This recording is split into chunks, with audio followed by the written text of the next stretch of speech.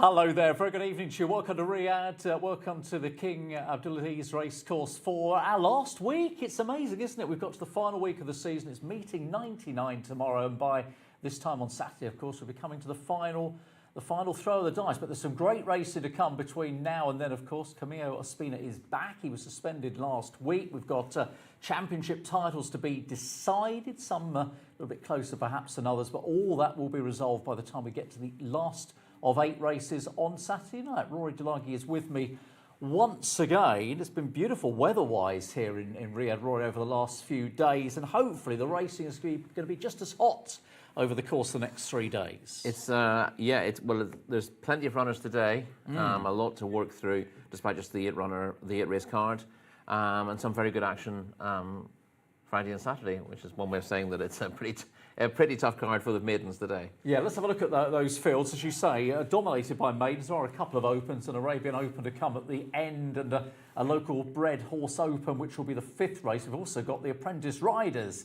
in the Hands and Hills final to come. That's towards the back end of the card as well. But we're very much building up to the racing, of course, tomorrow and on Saturday as well. So first race coming up in just under 20 minutes. As ever, as you watch this service on the English-speaking YouTube option today, we'd love to hear from you. Lots of input from you guys last week from around the world. Always love to hear where you're watching and what brings you to the Jcsa service. So please get in touch when you can over the course of the evening. Now, the man doing all the hard yards outside, catching up with all the connections and having a good look at the horses on show is, of course, Callum. Here he is to set the scene ahead of race 1. Good evening to you, Callum. Good evening, Daryl. Yes, I will be finding it hard to walk around and see all the horses today because my stomach is full, and as are yours and Rory's. We were just at a dinner to celebrate Jimmy Jerkins' time here in Saudi Arabia. What a lovely dinner it was. A buffet to end all buffets, which I'm always a huge fan of, and a chance to see the stunning trophy cabinet as well that the Red Stable have to offer, which was truly wonderful to see the real history of horse racing in Saudi Arabia on display. We saw trophies from over 40, nearly 50 years old, and trophies that we saw in type. So it was wonderful to see sort of our trajectory through this channel all the way through to present day, and plenty of silverware and plenty of hardware to be enjoyed by the entire team, which Jimmy Jerkins was a part of. Jimmy finishes this weekend, as do we, on the English-speaking YouTube channel. But hopefully we'll be back next season, and all fingers crossed we can bring you more very exciting racing. This will be Jimmy Jerkins' final season, but he'll have plenty of good horses to run throughout the weekend, including the well-named Honky Tonk Man tomorrow. Can't wait to see how he gets on. But the main feature today is plenty of tough races to figure out, including the Hands and Heels final. It's a 0 to 65 handicap. Really intrigued by this race. You've got Motoeta, who's a hugely exciting horse for the Red Stable, the team we just talked about there. Rakan Al Abeid and Sami Al Harabi teaming up there. Rakan, obviously, very well worth his 2-kilo claim. And you've got horses like Wada Always as well, who can be very dangerous now down at a mark of 63. So fascinated to see how that race goes, and always love these Hands and Heels competitions where you get to see some real stars of the future in the saddle. But Daryl, I can't wait to get stuck into this race. Come back to me when the horses are in the parade ring. Thank you very much, Callum. Almost like you couldn't wait to get stuck into the chocolate cake. Look, we were going to make our excuses, Rory, weren't we? Because we are professionals. We want to make sure we're here in plenty of time. But then the cake came out. I think Jim was a little bit embarrassed, Jimmy Jerkins. It's massive, great big it's chocolate cake. It will be rude not to, so we stuck around a bit longer. Yes. I don't think I've got any. No, I think I've managed to get rid of it. Lovely cake. And a bit. Get up early in the morning and walk that off, I think. Oh, absolutely, yes. Yeah. That's for tomorrow, Rory. That's for tomorrow. You can worry about that overnight. But in terms of the racing, we've got 1 or 2 races that have got short favourites, and 1 or 2 where they're almost matches. But there are some much more competitive, real tough contests to try and work through as well. Yeah, I mean, some of these maidens might have horses with superior form, but there's some question marks over suitability of distance for 1 or 2 of them as well. So we could have a few surprises on the card tonight. It wouldn't be at all surprising to me. Yeah, of course, as you say, it's the last throw of the dice, isn't it? It's the last weekend. So basically, if you want to run your horse, you've got to try and match your horse to the race that's available. And that might not necessarily be the race that you'd ordinarily would choose, but it's now or never, kind of. Exactly, yes. We don't go any further than this week in terms of the season. So a few horses making their debut here, and I wonder whether those horses will be particularly fit for it, because obviously if they're near ready to make debut and you've got them in training, if you can get a run into them just to teach them something about it, this is the opportunity to do it. Otherwise, you're waiting until the type season, which is a few months down the line. Yeah, it is. We're talking about July time, aren't we? And as far as Jimmy Jerkins goes, he's probably going to get more name checks on this programme than anybody else over the course of 3 days. But quite rightly so, it's his last weekend. I mean, we'd be hoping, expecting him to have plenty of success. Yeah, hopefully. I mean, it'd be great to send Jimmy off with at least one winner on his final weekend. It's difficult to guarantee that, of course, but he's had a fairly decent season, and hopefully we can have one final celebration to send Jimmy on his way with a smile on his face. Yeah, could be another round of cakes if he gets a few winners. Right, let's introduce you to our commentator for this card in Riyadh. Going to say a very good evening to Gary Capel. Evening, Gary.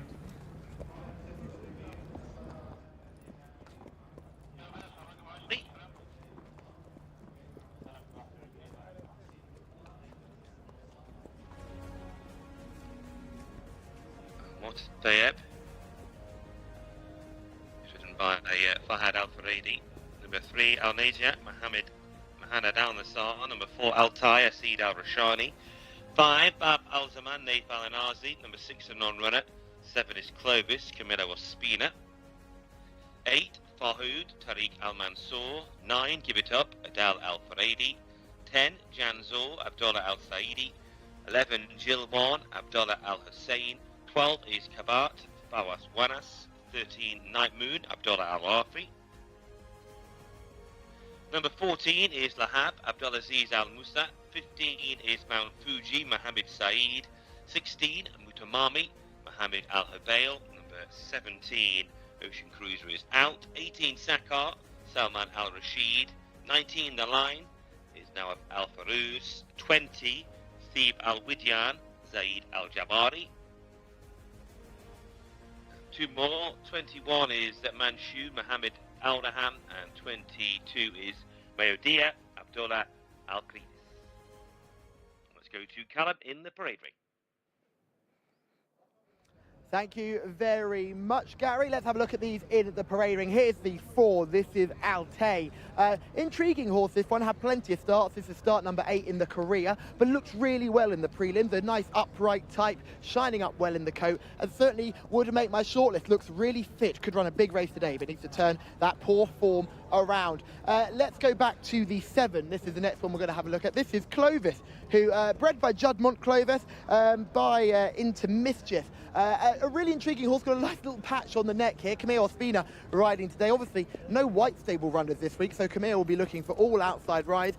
Clovis is a really nice mover, well-built individual, has had the 8 starts now, but managed to finish in the money on the occasion. Should be there or thereabouts today, and obviously, Camille in the saddle is a big positive for this individual. Nice looking, well put together type, cannot be ignored over 1400 today. We'll drop back to the 11, who's the next one we'll take a peep at. Another nice looking individual here. Abdullah Al-Manif training the 11, who is Jilwan. We know plenty about Jilwan. Has a 2nd on the resume for Jilwan. He's rated 55. Looks a nice enough type though, doesn't he? He's a really good looking individual. I'd say just a little bit long would be my only concern about this 4-year-old. He still looks quite weak and almost quite effeminate, I would say, this gelding. I'd be hoping for a little bit more robustness about him, but a rating of 55 would give him every chance in a race like this, and I've got no concerns about the way he's walking around the parade ring, looking calm as you like right now. We'll drop back to the 14, who's the next one, Lahab, who is looking to make a winning star on start number 14 in the career for horse number 14. Looks really well in the coat, doesn't he, this one? This is Lahab. Comes in with a rating of 62, would hold every chance here, you'd imagine, with that rating, and looks really well in the prelims too. Look, we're not getting a chance to see him walk out exceptionally well because he's being held up in the queue, but I really like this one. I think this is a nice type, and obviously the rating you like too. Connections have had plenty of success this season, and Abdulaziz Al Musa will be looking for a big opportunity for a rare winner this season. Finally, the final horse. Oh, we'll look at two more actually. We'll look at the 18. The first one we'll have a look at. This is Sakar, rated 56. Comes here on the back of a third place effort. One of the best bits of recent form you'll see all season. Another one who looks really well in the coat, carrying himself with plenty of confidence. He's still an entire at age 5. Hasn't seemed to put him off though. And if we can build on that third place last time, you'd have to put him on your shortlist here today. And finally, we'll look at the 21. Sneaks in as a reserve, Man Showed, who's just coming towards us now. Really imposing type, this Man Showed. 4-year-old here. Look, he's got a rating of 44. He's had the 6 starts and a few duck eggs next to the name, but my goodness, doesn't he look well in the prelims? A really nice looking steel grey type for connections who have had plenty of success. But I think if I had to pick a paddock pick, it would be number 14, Lahab. Callum, thank you very much. So Lahab catching Callum's eye, horse 41, who's catching your eye at home. Ahmed has been on to say good evening. Jcsa Racing. And then he says the White House. So I was about to wonder where he's watching from. I don't think it'd be that White House, but let us know where you are, Ahmed, this evening. Get in touch, and we'd like to hear from you as well. If you've got thoughts on this race or races coming up, or you've just got questions, you know, last week of the season, maybe you're...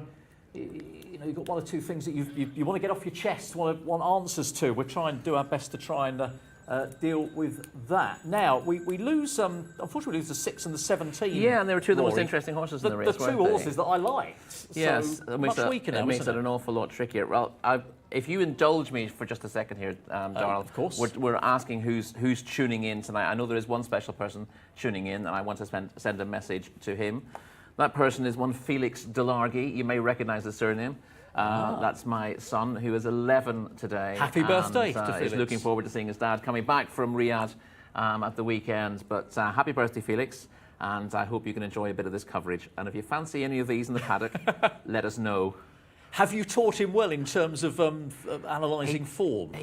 He did quite. We went to Salisbury a couple of summers ago and enjoyed having the badge and realising that he could get some cheat notes from the race card. So he was giving advice to his mum and her friends, and he seemed to do quite well there. So who knows? Who knows? Who knows? Yes, absolutely. Happy birthday, and I'm sure he can't wait for Dad to get back at the weekend. So yes, 6 and 17 would have been the top rated horses. Both in the 70s are out, so we're dealing with horses in the 60s at best. Who catches your eye? We've got some.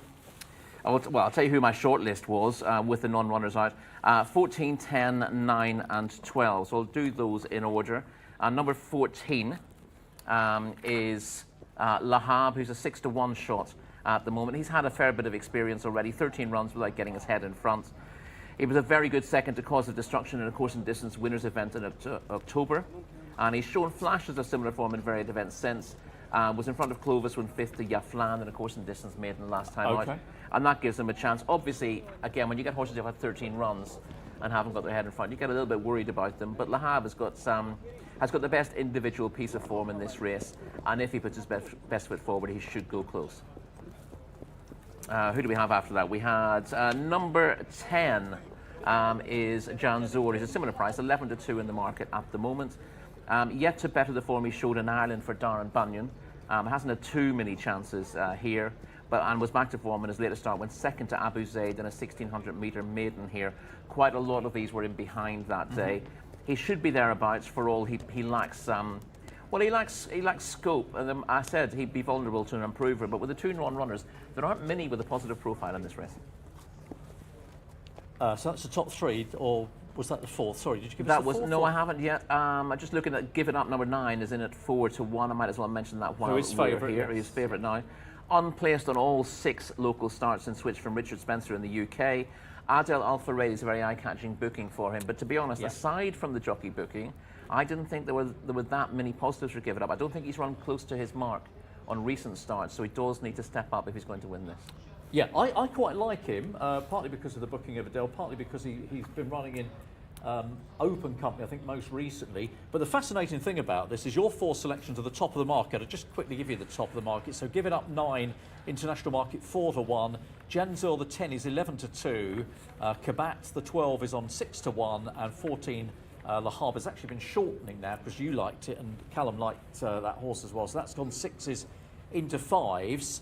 You probably know the answer to this, or even you probably don't care really. But the 4 market leaders have had between them how many races without winning a maiden? They'll have had close to 50 between Over them. 50, Yes. 56. 56, yeah. So I think the point is, if you're looking at the race card here and you think, oh, I like this, but it's a big price, continue to like it because anything could happen, couldn't it? Well, what you sometimes do in these races, when horses have had 10, 12, 14 starts without winning, you start worrying about whether they want to put their heads in front. And you look at a race like this and you go, right, well, who hasn't had many runs?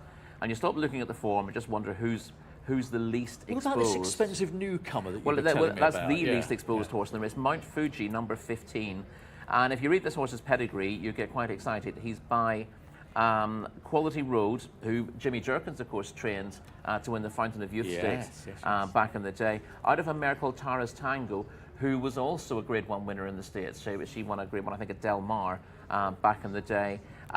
She hasn't been a great broodmare, but this cost $585,000 when it was offered as a yearling at the sales in the States. Unfortunately, it was resold last year for just, I think, 10,000 last summer, 10 or 12,000, and that obviously rings alarm bells. Clearly was named, and I suspect was in training in the States, didn't make it to the track, and then was resold. So I mean, Stone Street bred, so yeah, I mean, oh yes, you know, everything's there, isn't it? Yes, really good family. Yeah. The dam raced for Stone Street Stables, and you know, as I said, she was a Grade 1 winner. She was a very good race mare.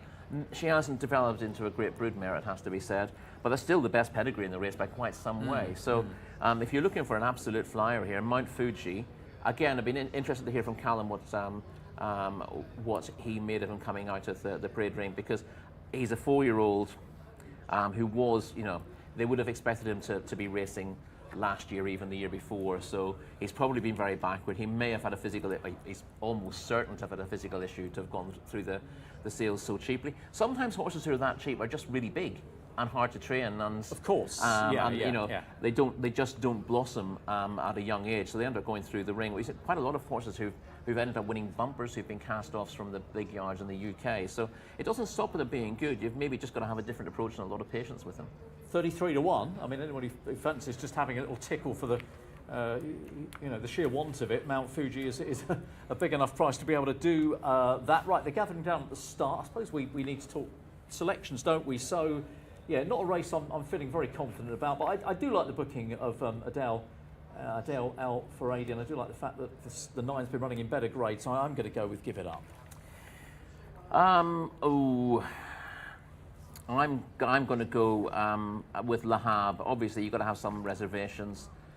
He's number 14. As I said, he's got the best individual piece of form in this race, but obviously his losing run is a bit of a concern. Okay, tricky little heat. Callum, you like the look of the 14 in the paddock, in the parade ring. Are you sticking with Le Havre? I will be sticking with Le Havre. So he looks really well in the parade ring. Comes here on the back of a couple of half-decent efforts as well. Well worth talking about Mohammed Al Daham's about Manshode. I thought that was a really, really imposing horse in the parade ring. Looked really, really well. 0 from 6, but still, I say quite unexposed in this field with just the 6 starts there. I know Rory wanted me to mention the Mount Fuji, the 15. Let's just say didn't really take the eye. I think they're just getting a run into this one just for the end of the season, to be perfectly honest. Wasn't blown away by Mount Fuji. Mohammed Saeed, not a bad jockey at all, but certainly I would be going elsewhere. I'm surprised no one's mentioned Jilwan. I thought that was a really nice looking type, lighter build. You'd say he's still quite effeminate looking, as I mentioned, quite long. Maybe a horse who goes maybe better next season. But the pick for me will be Le Havre, the pick for Rory, Le Havre as well. But they are starting the loading process, which means we should hand over to our man in the sky, our voice from above, Mr. Gary Capewell. Thank you, Callum. Loading in, opening race of 8 today. Going 1,400 metres, big fields, the order of the day throughout the programme. Maidens to get us underway with.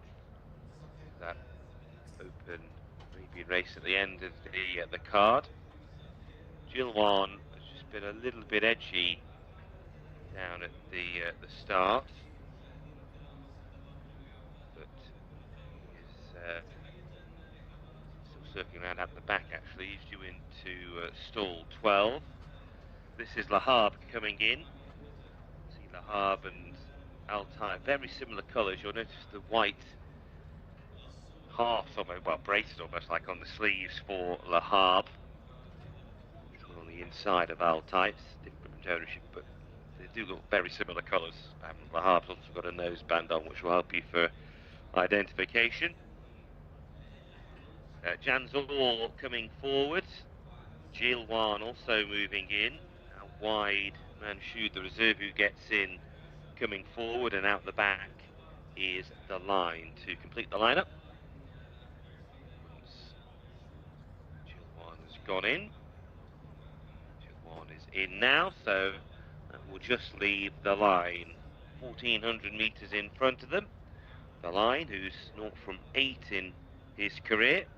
Al Farou's on board, got the blindfold on for stalls entry, just a little bit edgy. And 4 or 5 of the stall handlers to go around the back of him. He almost threw the blindfold off, but he's now in, so we're set to go for the opener. Ready for a start. They're off. Racing away, 1,400 metres in front of them from the starting stalls towards the inside cabart from stall 1. Trying to utilise that good stall, and it's prominent in the early stages, along with Mount Fuji, who's also racing well to the 4.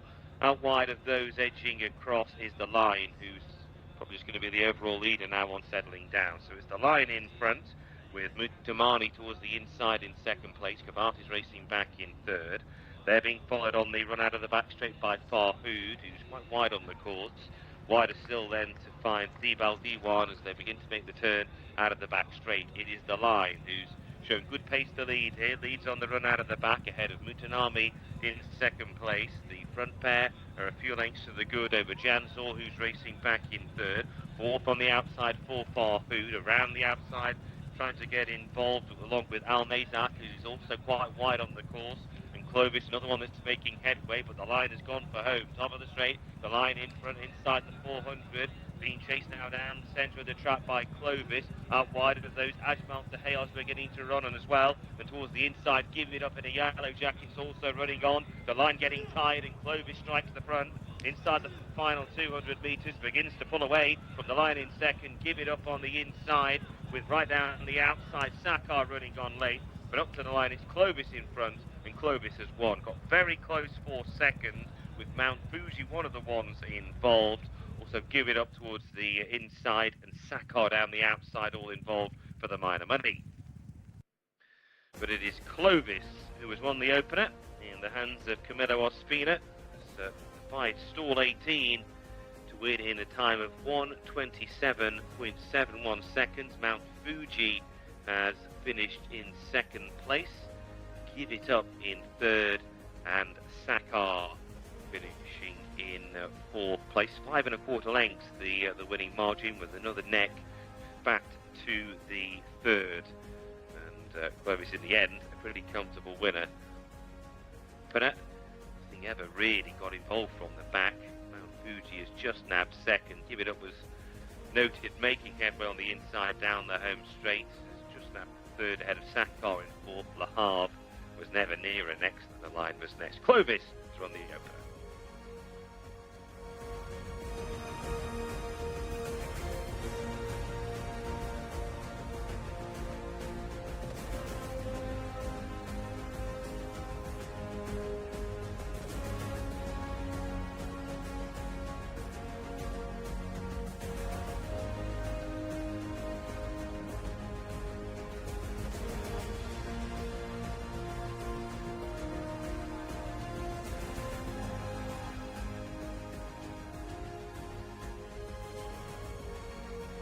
Along, has it? First ride back, he'd been unable to ride, suspended for the last week or so, and he's back with a winner. 13-2 on the international market, 7 Clovis, and Mount Fuji. We'll hear more from Rory about that one in a second, I'm sure. The expensive ex-American bred has run a big race to get second ahead of 9 Give It Up and 18 Shakar back in fourth place. So might have been one or two, perhaps, Rory, who could have gone in with Mount Fuji at 33-1 for a little sneaky each way play. Yeah, exactly. It was taking a big chance with him at 33-1. Obviously, he was a cheap enough purchase last year, but you know, $585,000 is not to be sniffed at. No. And the reason for that was that excellent pedigree. I imagine he had to look the part as well, even as a yearling, to go through the ring for that sort of money. Hasn't worked out for him at this stage, and I guess he's probably a long-term project. But it looks like connections maybe have picked up something quite useful there, because that was he finished fastest of all into second place, and obviously has some promise. Yep, we'll see that again in due course. But Clovis is a very good winner of the first, and Ospina is back with a bang, back with a banger, Callum.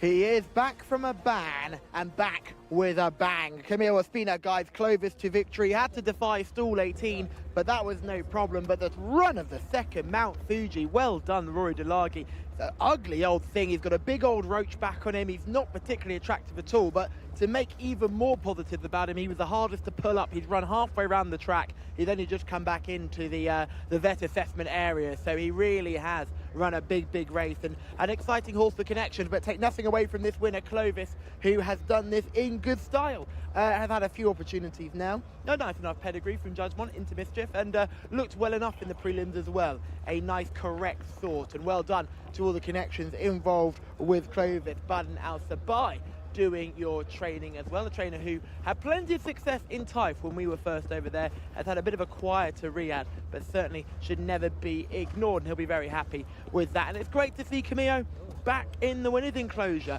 He didn't ride for the White Stable last week. They brought in Oshie Murphy, who did plenty in place for Camillo, and now the White Stable have put down stumps for the rest of the season, and he'll be looking for all outside rides. So it'll be good to hear from him, see how he is, and see how he reflects on that run from Clovis. Just coming towards me now, Camillo, very well done. A perfect return back to the racetrack. Thank you very much, Kaju. No, thank you very much to Within Al Subai. He gave me support, you know. I race on time for him, and this guy wins some races with him. Yeah, you had to work very hard on her. Stall 18, you've had to come across, but she's shown plenty of pace in the end. Yeah, no, he jumped very good, you know. I just tried to carry very good position when they tried to save him a little bit distant in the core, and this guy, he coming close to the horse, and I saved him on the last 300 meters. When I asked him, he responded very good. He certainly has responded. Now, no more White Stable rides for the rest of this season, but you have got plenty of other rides this week. A Sawas in the next race would have a good chance, I thought. Yeah, no, you know, I'm thankful always with the print meetup in Abdullah, Talal bin Sharain, the manager, and the White Stable.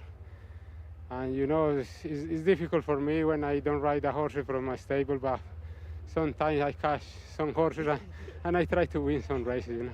You've done plenty of winning, and you've had a very good season this season so far, hasn't you? Look, it doesn't look like you'll be champion jockey again, but you've unearthed some really nice horses for the future, the likes of Motta Sabetta and others. Yeah, thanks God. I just say thanks God. Thank you always to the print meter for support, you know. Thanks God, I won some big races this year, and I'm very happy for that question, you know. For me, it's very important to give them the big races for my stable, and then we'll see, you know. I try to finish in the leader jockey in the finish between 1 and 3 is good for me, you know. It's enough for me, and you know, I'm looking for all the big races. Well, hopefully we'll see you in plenty more races this season and next season as well, and maybe you'll be champion jockey once again next year. Yeah, we'll see. Yeah, we'll try, you know. I try to do my best job, and if God willing, I win or second, third is normal for me. Yeah. Well done. Thank you very much, and enjoy this one. Thank you very much.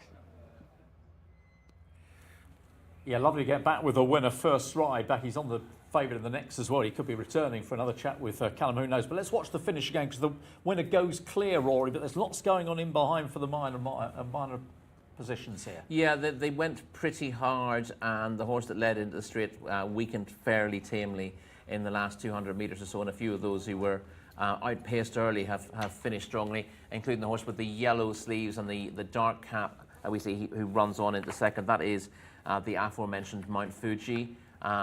Sticks the neck out as well. I thought this was a likeable performance. You also saw a fast finish on the inside from Give It Up in the yellow colours with a royal blue cap. In the early stages, we saw a little bit of pace from Ajmal Tahir from stall 16, but more from Janzor, who we got a quick mention to. Kabat showed a little bit of early speed. We had plenty of early dash from Mutanami, number 16, who's on the inside there in the stripes, and they went a pretty strong pace in the early stages. On the outside there, the line goes on from I've forgotten his name now, Mutanami, at that stage, and the line ends up, going for home really from an early stage and pressing the pace. You see quite a lot of horses get coming onto the pump here, getting a little bit outpaced, but it's interesting, and we look back to the yellow sleeves of two of them together, who end up finishing second and third, both of those off the bridle at the moment, Mount Fuji and Give It Up, but they both run on very strongly to get a bit of the prize money. The line briefly looked like he might have got them all on the hop, but he just did a bit too much in front, and from here on he's paddling, and he struggles to make the money in the end. But Camilo Ospina has timed it perfectly on Clovis, who's quite well bred, but has been hard to win with to date. Judd Monty bred actually had one run in the States for Brad Cox at Ellis Park before moving here, and we thought that Clovis would break the duck a fair while ago, but it's become a tad disappointing. But this was the ideal race for disappointing horses. There were plenty of them in the field. Absolutely. I mean, relatively lightly raced. I think that was run number 9. I mean, plenty of these have been well into double digits. So good effort from Camilo Ospina. Right, we're going to move it on because race number 2 is fast approaching. It's a local bred maiden. They're going to go 1,200 metres, 4-year-olds. They're called by Gary Capewell. Thank you, Darryl. 18 of them. Number 1 is Abba Al-Talaq Nawaf Al-Mudani. 2 is Abu Shakar Mohammed Al-Habib. 3, Abu Tayyib Abdulaziz Al-Faradi. 4 is Aizni Abdulaziz Aliyesh. 5, Fatah Al-Haraq Rakan Al-Ubaid. 6 is Maksabi Fahad Al-Faradi. Number 7 is Malki Fawaz Wanas. 8 is Mari Adel Al-Faradi. 9 is Sahab Al-Saad Abdullah Al-Afi. 10 is Sanhan Mohammed Al-Hubail. 11, Sawas Camilo Ospina going for a quick double. 12 is Yakalehom Abdullah Al-Saidi. Number 13 is Amida Al-Hajjaz Abdullah Al-Qidis. 14 is Hotameya Luis Morales. 15 is Shuharat Al-Meek Muhannad Al-Nasser. 16 is Sarut Mohammed Al-Raham. 17 is Turkish Asil Al-Sharani. And 18 is Twathik Ahmed Al-Azhari. 18 runners for race number 2, and we can go back and rejoin Callum. Thank you very much, Gary. Yes, let's have a look at these. Abba Al-Talat is the first one we'll peep up. Looks fantastic, doesn't he, for Jimmy Jerkins. This is still 0 from 3. And we are going the long way here, which is a little change of course direction. Paul Mustafa had to do a quick side step there, but he's happy we've got that one in shot. Look, really nice looker, but doesn't look like a 1,200 metre horse when you look at him in the parade ring. He looks like a bit more of a future stayer, got a bit of chunk to him. He looks fit enough to do the damage today, and interestingly doesn't still have a rating yet, maybe because it's only 2 completed starts, but one you'd have to have on your shortlist. Let's drop to the 3. Really like this horse. It's just getting a bit jig-joggy in the parade ring now. This is Abu Tayyib, who's had the 5 starts, still looking for that first win, obviously in a maiden. I just thought looked a really well put together individual. He's a big boy, big strong type, still probably got to fill that frame a little bit more. The handler's just lost a shoe there, but look at that, seamlessly getting it back on. Taking a fair old grip around the parade ring, but I thought maybe it one for lesser known connections, a nice enough type. Rating of 51, give him a tougher task here, but certainly a winnable contest.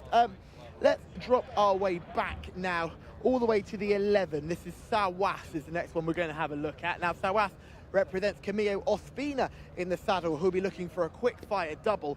And I must admit, if you like Sawas on paper, I'm going to give you plenty of good news, because Sawas looks like an absolute stunner on the course as well. big dark bay individual here. He's a 4-year-old like the entirety of this field. Looks really, really well. Fit enough, got a nice bit of hip pointer on show as well. He looks fit of the fleet. He goes for strong connections. As a jockey in form, he is the paddock pick so far, isn't he? An absolute stunner. Also got some decent form with a second on penultimate start and a third last time out.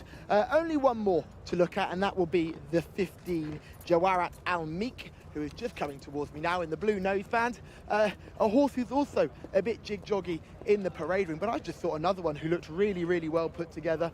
Nice type in the picture. Look, a little bit lower to the ground than some of these, a little bit less leggy. Maybe one who will be suited by this short, sharp trip. Had the draw in 15 though, which is a concern. Caught the eye on debut when finishing 4th, but was disappointing last time out. Hopefully can bounce back to form today. But guys, Sawath has to be the paddock pick.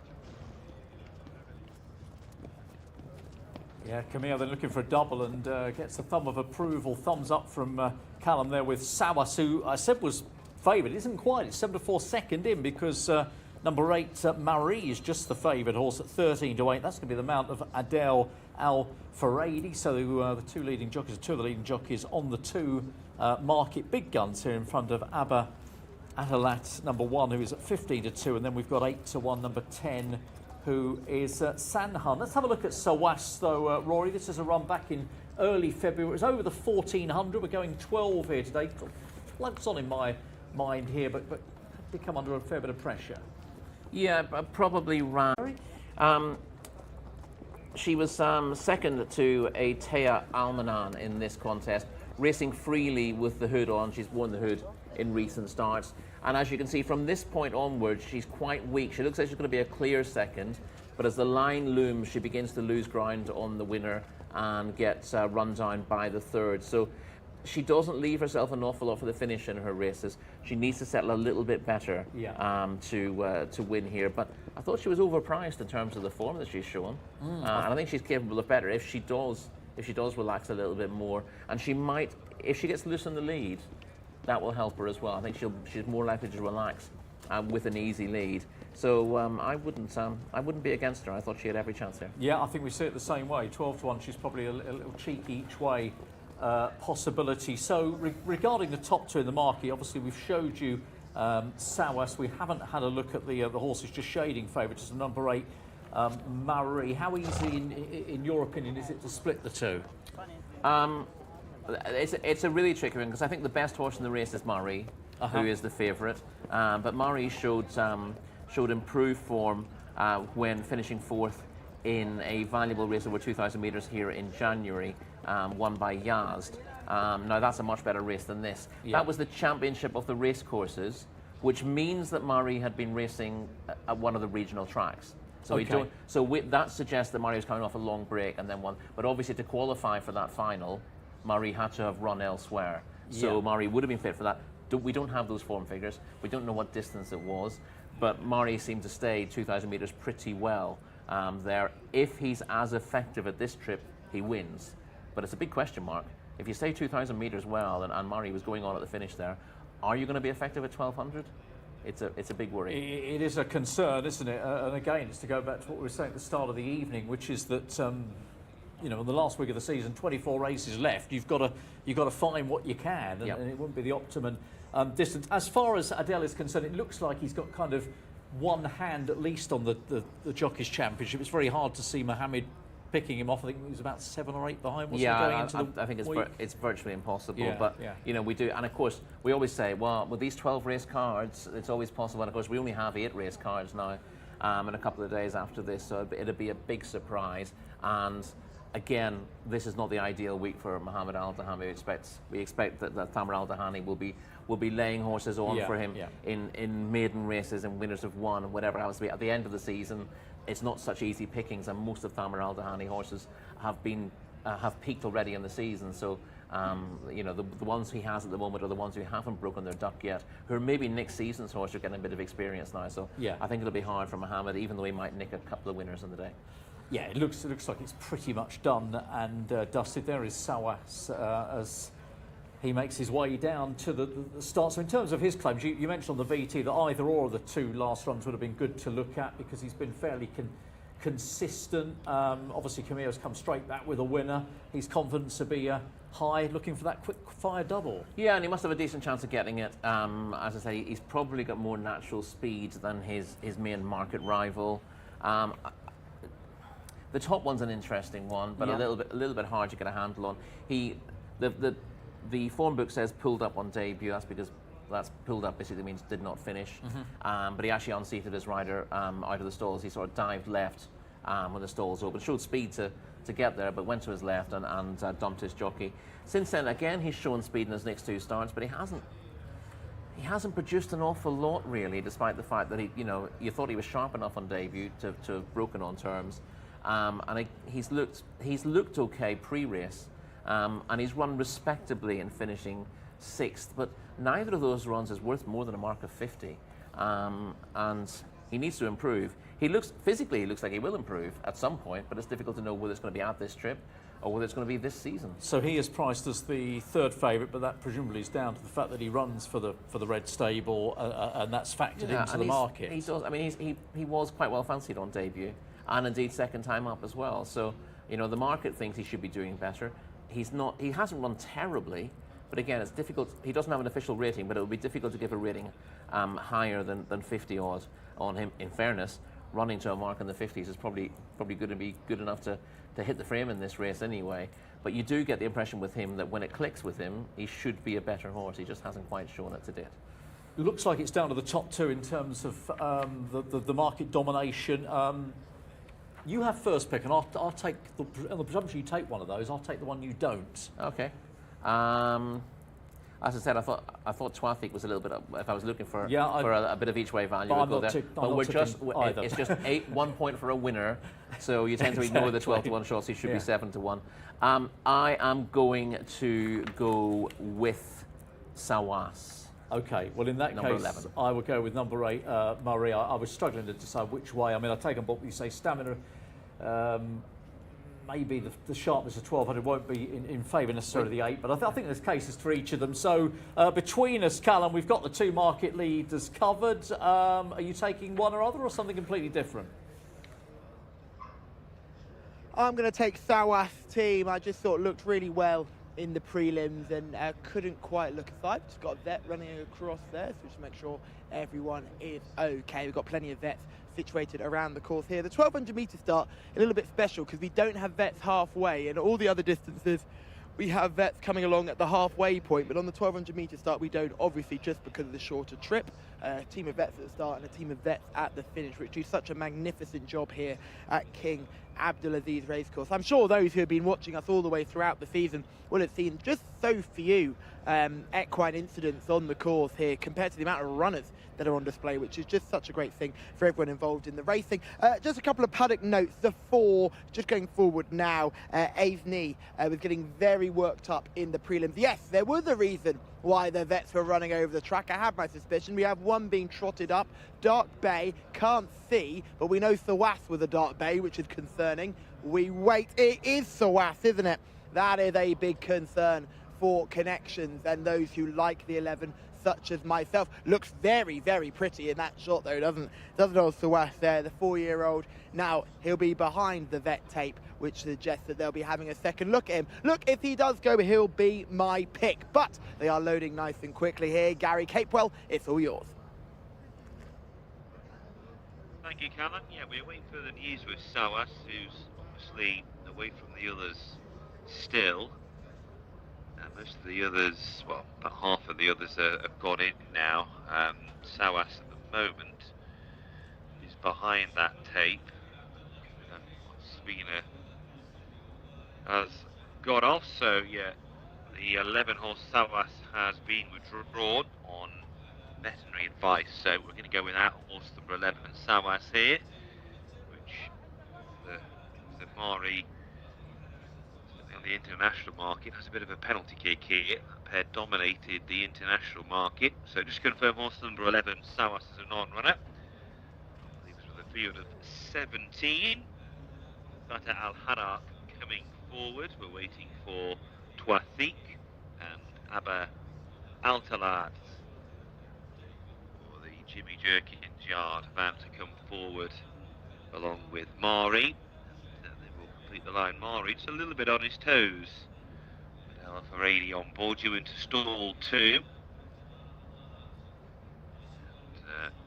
Just a little bit edgy behind the stalls. This also shot here is Sana, another one that was well found in the international markets. One of the few that was in single figures. Twathik into stall 5 we're still waiting for, and Abba Altalat is out the back as well, due into stall 9. Just a reminder, Sawas is a late scratching here.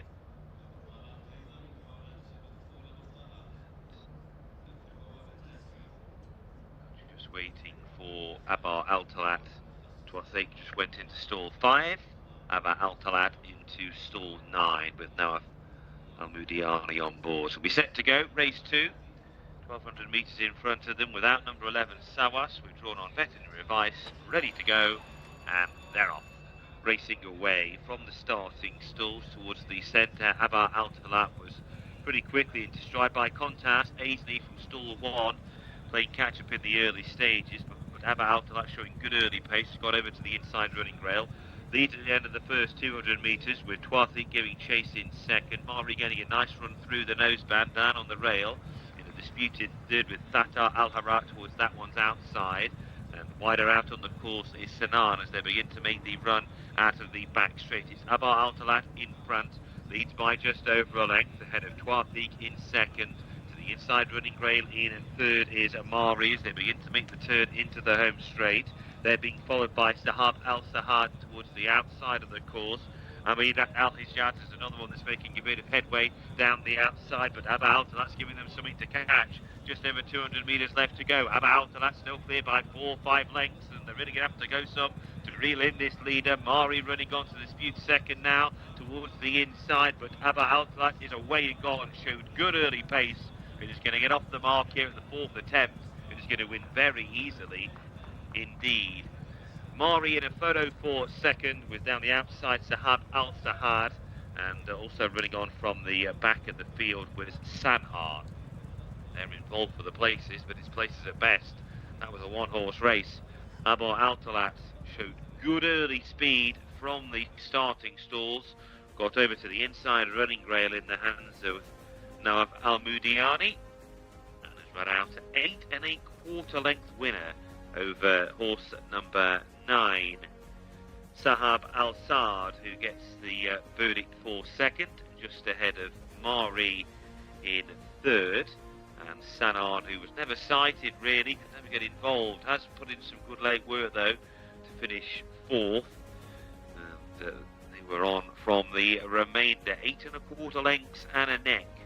The distances in a time of 1:13 and 68. Abba Altalat off the mark in race 2.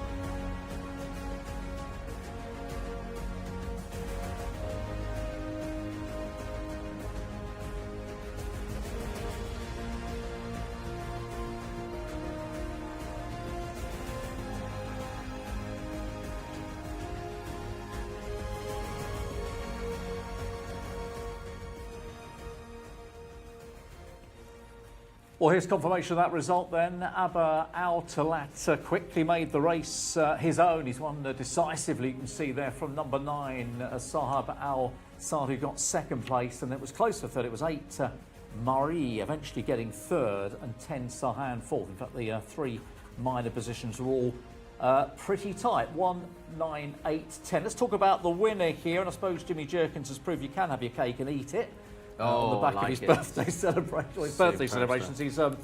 His celebrations of his time coming to a close here. In fact, we can hear from the great man now because he is with Callum. Yeah, thank you very much, guys. With winning trainer Jimmy Jerkins, we'll walk and talk as this one comes down. I say you were full of celebration cake earlier on, but now we've got a real reason to celebrate. Yeah, you know, he acted decent in the gate. He's been a big problem with the gate, and Ibrahim that works with us has done a great job with him. Finally, he's getting the hang of it, I think, and I'm surprised he showed the speed he did. You know, I always liked him all along. He's been a little disappointing up till today, but maybe that stuff's behind him, and hopefully he has a nice season next season. I said he was a big, robust boy in the parade ring. I thought the drop back to 1200 might just be against him, but could he go further? Absolutely, I think so. You know, I think he had plenty left when he got to the end. I thought he might get tired after showing speed that he hasn't shown before, but he looked like he had a lot left. It might be one of these sort of bittersweet moments because you feel that you've got a good one who you could go to work with next season. You obviously won't be here next season. Yeah, there's a few like that. You know, wish I could see that through, but it is what it is, and I'm happy for the time I had here. Appreciate it. And you've got plenty more chances this week, but Southam is the next one to look forward to. What do we give chances for that one? I think good. You know, he really came to hand last time. Oh, look, go for the photo. That's okay. Jimmy's just going to the photo. Sorry there, team. I'll get in trouble there if we delay the photographers. But there's Jimmy Jerkins. I think he was quite positive about Southam as well. There's Sami Al-Harabi next to him as well, always getting in the photo. He'll be very happy with that. A red stable success, and a success for a trainer, Jimmy Jerkins. Better days ahead. Look. I'm loving the Better Days Ahead T-shirt going through the That shot there. would have worked a lot better had Better Days Ahead finished a couple of places closer in the Brown Advisory yesterday, but there you go. Jimmy rushing to get in the picture. I mean, it won't be his last because he's got a big squad, as we're hearing from Callum, over the course of the next few days, and of course Southam to come later on this evening. But this was a well-executed ride, wasn't it, from Nawaf Al-Muriani, who's got out from stall 9, but before you know it, he's across on the rail and absolutely controlling this contest. Well, I mean, he was that fast on debut, but unfortunately he was crooked out of the stalls and lost his rider, and he's had stalls issues since. But he's shaped as if he's got a lot of ability, but he hasn't quite been able to put it together in his last couple of starts, and finally he's shown what connections clearly have believed him capable of. This is not a strong contest, it must be said. The second, third and fourth are all rated in the 50s, but he's beaten them 8 1/4 lengths in quite a good time. So he's still raw, he will still keep improving, and he's got the strength to cope with the deeper surface and Taif as well, I would say. Yeah, have a look at this. He's in 8 in the red, but look at that. Out he goes and across, and he's totally got control of the race. And of course, the horse we liked a bit of a price, Tathik, has tried to sort of sit in a good position in behind. In the end, has probably paid the penalty, fades away. But yeah, I think she needed to get an easy lead on her own to relax. And once she was rushed up to challenge him, she was always going to come off second best in that battle, as we're discussing off air. But he's twice her size as well, and now that he's showing that he can do things, you know, this is something he's hinted at before. We were scratching our heads a little bit about what he might be capable of. But one of the better lookers in this race, really strong, robust, got a good shoulder on him. Looks, I mean, you know, Callum says he might go further. I'm not sure he doesn't have a sprinter's build, but Jimmy also, I mean, he's bred to stay a little bit further, but he's sharp from the stalls and he's strong, and I think the more he races, the stronger he'll get, and that might show itself in speed as well. So it'll be interesting to see which way he goes, whether he steps up and trip. Again, it's unfashionable to race at the 1,200 metres here. They don't race at the 1,000. There are no pure sprinters in Saudi Arabia, and there aren't any of the really big races at 1,200 metres. There are some good opens. We've seen some good horses at that trip, but generally speaking, the big owners want their horses to stay 1,400 or 1,600 metres to go for the better events. Yeah, Murray is in third, who ended up obviously as clear favourite, with Soas coming out, who was reportedly lame. That will hit any wages you've had on the winner in terms of deductions, nowhere near the 15-2 that was showing before the start here. And we had quite a good battle going on, didn't we, for minor honours? Murray's just got second, but Sanhan, the 10 in the blue sleeves, and also Sahab Al-Saad in the darker colours when we see them in picture. They were all battling out minor placings. Yeah, I think it was Sahab Al-Saad actually grabbed second on the line just ahead of Murray. Yeah, there you go. Yeah. Murray was third in the end. Just eased close home by Alpha Radio, I thought, as well. We were worried about how well Murray would cope with the trip. Was always handy, but not able to go the same speed as the winner, and just kept on at one pace. I do think you'll see more from Murray stepping up and trip again. That's the championship of the racecourse, or the final championship, not necessarily the strongest seat. It's quite an interesting contest with the winners from different tracks carrying the colours off those tracks. So there's a lot of kind of heritage about it, but maybe because it's a regional contest, not the strongest. But I thought he ran well there, but he will benefit from stepping up to 1,600 metres at least. Yeah. Again, when we say next time, I mean, I guess we're talking Taif probably for that horse, but a lot of the horses we see racing here won't go to Taif at all. A lot of trainers and owners don't want to go to Taif. They're happy to give their horses a long break and come back. And it is at the start of the Riyadh season. It is a long break, yeah. If you wait for that, we're talking about, I mean, it's March now, we're talking about October. It's talking half a year away. Mid to late October until the Riyadh season starts again. But of course, a lot will go to Taif. It's just a matter of personal taste. And again, whether trainers want to travel there, it's less cosmopolitan, obviously, but it's a different kind of track. It's a slightly smaller circuit, and it's a deeper track as well. So horses who don't want really deep dirt, they tend to struggle a little bit at Taif, and there are plenty of horses who are just better suited by this track, and it's deemed to be a little bit of a waste of time to spend half a season in Taif. But it's also quite a good place to go and get fit for the Riyadh season as well. So some of them do like to rock up at the end of August into September for the end of the season there in Taif. There are also some very good prizes. So you've got choices of either taking the full season in, just going for the tail end to prepare for the Riyadh season, or just writing the summer off altogether and coming back in the autumn. I guess the thing is, whatever you do, you've got lots of time to make that decision. I'm saying evening, because I'm not quite sure where our viewers are watching from. It may be morning already, depending where you are, or indeed sort of afternoon, or indeed, what are we talking about? 9:37 here, so sort of around about 6:30 in Europe, 7:30 in parts of Europe, and just going into lunchtime and late morning in the States, and probably into almost tomorrow in Australia. But Chetan has been on, who fancied the 10 there. San Hans has run well enough for you, Chetan, without winning. And George says, look, the 8 should win this week, maiden. Well, you're on the favoured as it turned out. Wasn't quite to be. And Mushad's been on as well, who is in Kuwait. So thank you for being a part of this. Do keep getting in touch this evening. It'll be so good to hear from you. So that is 2 races down already. We've got 6 more to come. It is a day principally of maiden, so guess what? We've got another maiden coming up, and Gary can tell us more. Thank you, Darryl. Field of 20 for race 3. This is a local bred horses maiden. Number 1, Alpha Heart, Rodrigo Jose. 2 is Eldahu Alame, Camilo Espina. 3, Arthur Gil, Adil Al Faredi. 4 is Beachco, Abdullah Al Afi. 5 is Kazaj, Abdullah Al Farez. 6 is Esbanda, Ashari Alisa. 7, Hathut, Abdullah Al Kridis. 8, Katruth, Tariq Al Mansour. 9, Lars, Amar Al Otaibi. 10 is Montak, Mohammed Al Habail. 11 is Mutashaib, Asil Al Sharani. 12, Mubicom, Rakan Al Ubaid. 13 is Thayeb, Luis Morales. 14 is Yanser, Aid Al Truisi. 15 is Sam Linda, Amin Badroun. 16 is Rahik Al Jiraz, Nawaf Al Farouz. 17, Super Hartrek, Abdullah Al Khamis. 18 is Faz Al Hakfuk, Abdullah Al Saidi. 19 is Damlat Plab, Muhannad Al Nassar. And 20, Natalia Fawaz Wanas. The field of 20 for race 3. And we can go join Callum looking at Alpha Heart in the parade ring.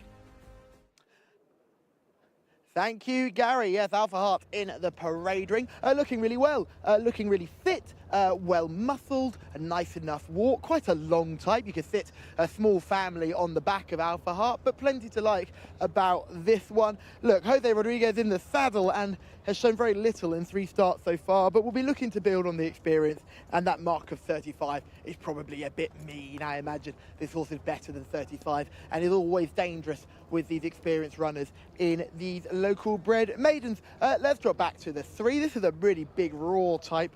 Artagel will be fancied here, obviously, for connections. Lovely strong neck on this one, good, nice, good behind with no sense of a roach back, walking with a lovely loose movement to it as well, and shining up nicely in that coat.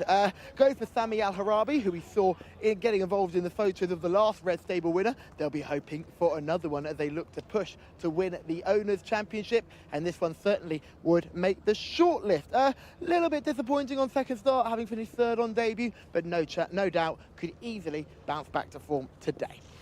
Next one we're going to have a look at is the 10 coming towards us now.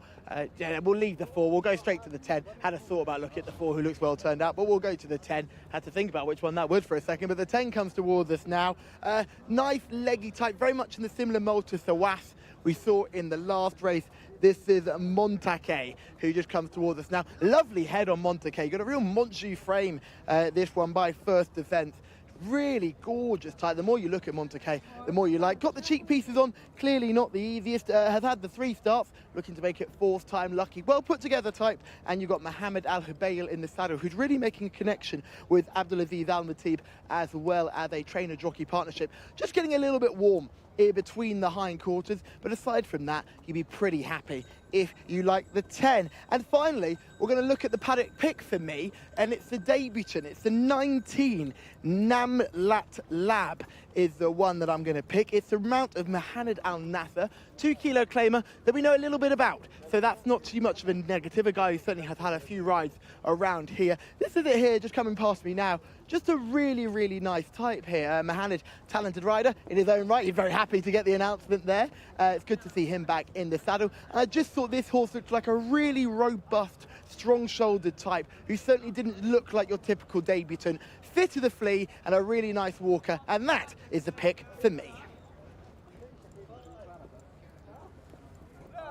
Of course, the great thing when Callum makes his pick from the paddock is he's never, as you shouldn't do in that position, looking at the market and thinking, do I want to make this the paddock pick? It's a big price. It's a big price.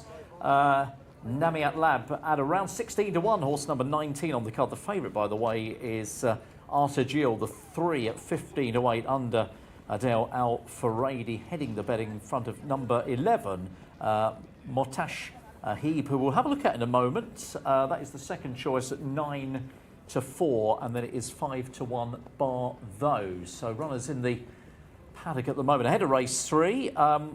Rory, our favourite, is in the red stable colours. They've just had success. What's the likelihood of them doubling up, do you think? They've got a decent chance of doing so. I find it difficult to fancy more than 3 or 4 in this contest. And Arthur Gill, listen, you've got to forgive a slightly disappointing effort last time. I say slightly disappointing, was a well-beaten favourite last time out in a race won by Kula Shukur, who's probably quite a nice horse for the White Stable. Yeah. But Arthur Gill just didn't really show up there, but did shape very well on debut, went second, and a repeat of the debut effort would be good enough to win what's a weaker race than he was running in last time out. You'd like to hear an excuse if you were going to be confident enough to step in to back him, but I would have thought at this stage of his career you can be fairly forgiving of a moderate effort, but it's easy to forgive when you've got the reason in front of you there. But I still made him the likeliest favourite in the race. He's not my selection in the contest, but he was one of those that I thought, well, if he impresses me enough in the flesh, I might switch. But he was my second pick in the race. Okay, looking at the long list. He is the market pick at the moment at 15 to 8. We're going to show you the second favourite, though. He's got a little bit of form in the book. This is Montashabe, who kind of sort of manages to just pinch third place down the fence in the closing stages in this particular maiden. Yeah, and this is Motashabe keeping on well from a slightly unpromising position in the straight, plugging on well to the line. So you've got horses like the second favourite who haven't got a rating yet because they've only had the 2 runs, but yeah, I think 11 sets a good mark here, and probably in reality should be the favourite, I would suggest, on what we've seen. Yeah, I mean, you could probably put a slightly higher rating on the favourite based on the debut run, but probably needed the run on debut was well done, well down the pack. Probably needed the run on debut was well done, well down the pack, and then ran better when 8th of 19 in a race won by Shokab last time out. that would have been a slightly above average maiden. Again, beaten 15 lengths into 8th that day, but did show a little bit more and did a bit of good late work in that contest. Number 10 is Montaka, caught the eye in the parade ring. That was a place behind Aldo Alame, or a place in front of Aldo Alame last time out, but had a little bit more experience. That was its 3rd start, whereas Aldo Alame was only having his 2nd start. So I thought the two with the benefit experience would turn the tables. Those two are worth considering as well. But when you consider that Montaka's got a rating of 45, he's in at 7-1, and Aldo Alame is in at 5. They haven't been missed by the market, really, considering they haven't actually achieved a huge amount. They do both seem to be going the right way, which is a positive. And we've seen time and again that horses who just need a bit of experience or a little bit backward, they often get very low ratings for races that they're not really capable of showing their form in. And then when they begin to step forward, it takes a while for that rating to go up. They need to win a race for the handicap to really take notice.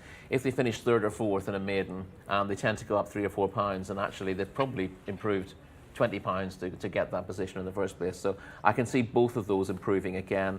And again, positives in the paddock from both of them. Okay, I mean, I've got to say, I was putting my mark through these very, very quickly, and I didn't have many left. But one who was definitely up for consideration was Montasheb, who is the 11. So got to go with the 11 here as the choice. I'm wondering if you're going to do the same.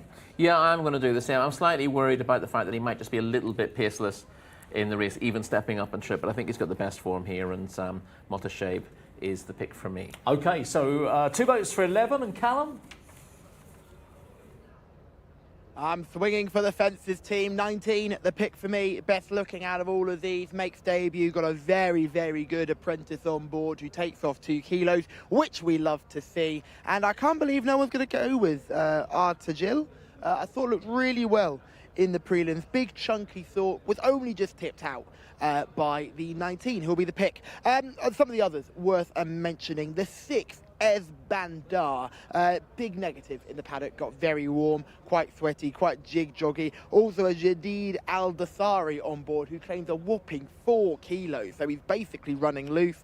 But again, it'd be an inexperienced rider. He could get just ridden out of things by some of these more experienced jockeys, including Adel Al-Faradi, who will be imagining already prepping the celebration for Champion Jockey. I'm sure they've got a restaurant booked in and they're all going to have a good old celebration, because there are plenty of Al-Faradis in the family who'll be keen to celebrate his success. But just want to get this day out the way, really. Maybe chip in with a winner just to secure it, because if he was to do that, Mohammed Al-Dahan would have to have a record-breaking couple of days to reel him back in, and I just don't see that happening. The horse that confused me and my cameraman, the 4, Jcsa, that was a horse that with a nice eye catch as well, looked very good in the coat. But the pick for me is the 19. The boys are going with the 11. Gary Capewell, it's over to you.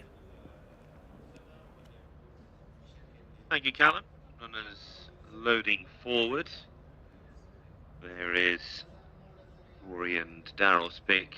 Montasheb in shot. 3 in his career coming into this. Just to the right shot there, Natalia and Artajil.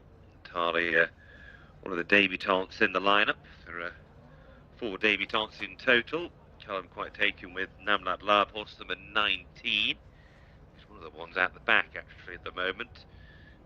And just in shot there with the blue cap, due into stall number 13 with Muhannad Al Nasser claiming the 2 kilos off. In goes Montake to stall 4. And here is Montasheb about to come forward into the stalls. Also Namlat Lab and Hazard to come forward, and just coming into shot Natalia. There is Artajil, another one that's been very well found in the international markets. Artajil and Natalia will be the final pair. Natalia comes in to stall 11. She's gone in okay. We're just waiting for Artajil, who didn't really like having the blindfold on, I don't think. Adel Al-Faradi on board is due into stall number 7.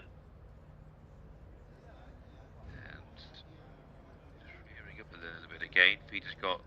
Rider's got his feet out the irons. And just getting a little bit warm as well now. Probably some 15 yards away from the stalls at the moment. All the stalls team who have done a great job all season to edge this horse towards where he needs to be. And again, they're just rearing up a little bit. And worrying moments if you're on Arthur Jail here, and I think that might be it. Starters losing patience. So Arthur Jail is certainly not in. The others all are. See if they give him another chance or not. They're going to put the blindfold on. This will be last chance saloon. So doesn't look good, this, does it? No, I think that's going to be it. Arthur Jail. Every time the starter decides to wave behind the stalls, they give a wave to say he's not going to go in, and now he has gone in. There we go. That's horses for you. All right, we're ready to go. 1,600 metres in front of them, and away they go. Racing from the starting stalls. Monte was quite fast into stride, the noseband and headgear, along with Arthur Gill, who delayed the start, and Arthur Gill's going to lead them onto the track, main track proper, and showing the best early pace. Also showing pace on debut was Natalia, wider out of the noseband, will actually head Arthur Gill through the early stages, with Faz Al-Fakov towards the outside in the green colours, also showing some speed. Catruth is also well to the fore in the blue cap, wider out as they run to the far turn. Thayeb in the green and white colours is next. They're being followed towards the inside by Beachco as they run towards the far end of the track.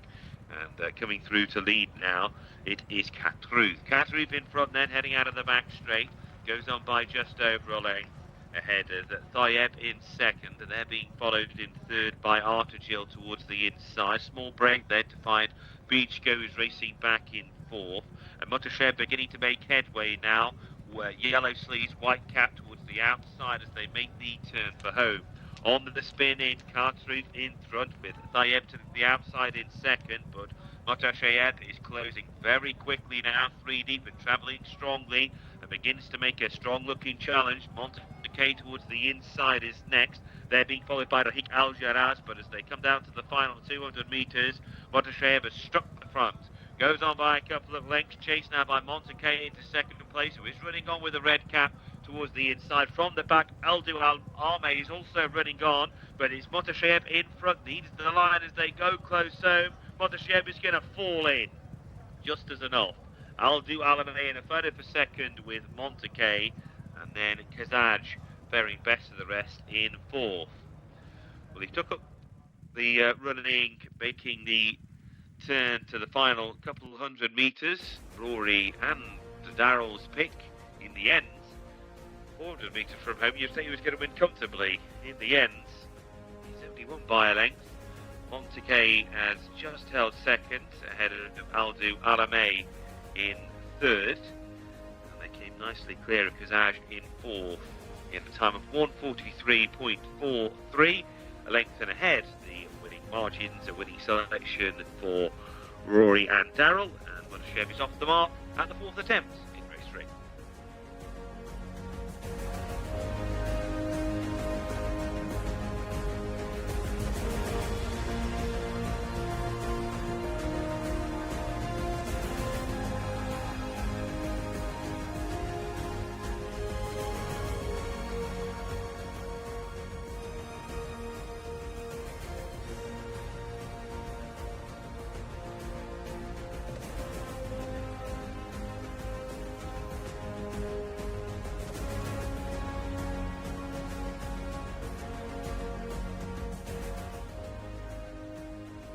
Well, we showed you on the VT, didn't we? Mutasher like to appreciate this step up to 1,600, although there was a moment when the pack were closing. 10 Montague has got second, and then it was really tight for second, only 100th of a second between the second and the third. That is number 2, Aldhu Alamay, and 5, Kazaj was back in 4th. So it's 11, 10, 2 and 5, and a winner for Asil Al Shahani takes the third of the night. I think it was 9 to 4, second choice in the market. Yeah, look, the VT did the trick, didn't it? We both liked the step up in distance and has been consistent thus far, so deserving, I guess, of this win. Yeah, and the two that chased it home were the two that, well, with the market leader withdrawn, the other two that we sat at, there was only. I'm having a very good end to the season, and another winner here was Mosta Shaib, who has done very well, justified the rating of 61, has finished placed in the last 3 starts, and has finally got the head in front. So a good win for Connections. We'll get the finger to the sky, and once the picture is done, we will grab a word with Nath, and we'll find out a little bit more. Nice horse here, nice type, and a good win. Photos still just being done. There's the finger. See, we knew it was coming. Nath, congratulations. What a wonderful horse. Alhamdulillah, thank God. He's really good, this horse. He do it today good race, because he's ready. And he ran 16 today, win the race. I'm not surprised, because I know he can win today. Thank God. He's a nice type. Were you really excited to run him in this last week of the season because he'd been placed in 3 starts already? So he's shown good form. Did you really want him to get that win before the end of the season? Yes, I want, last race, we talking with our friend, our manager, we talking about the race. They said we need to run, and okay, I said, okay, we find some race good for him, and he ran today, and he helped me, God helped me, and thank God he won the race. Well, you found the right race. Well done. Thank you, thank you. Thank you.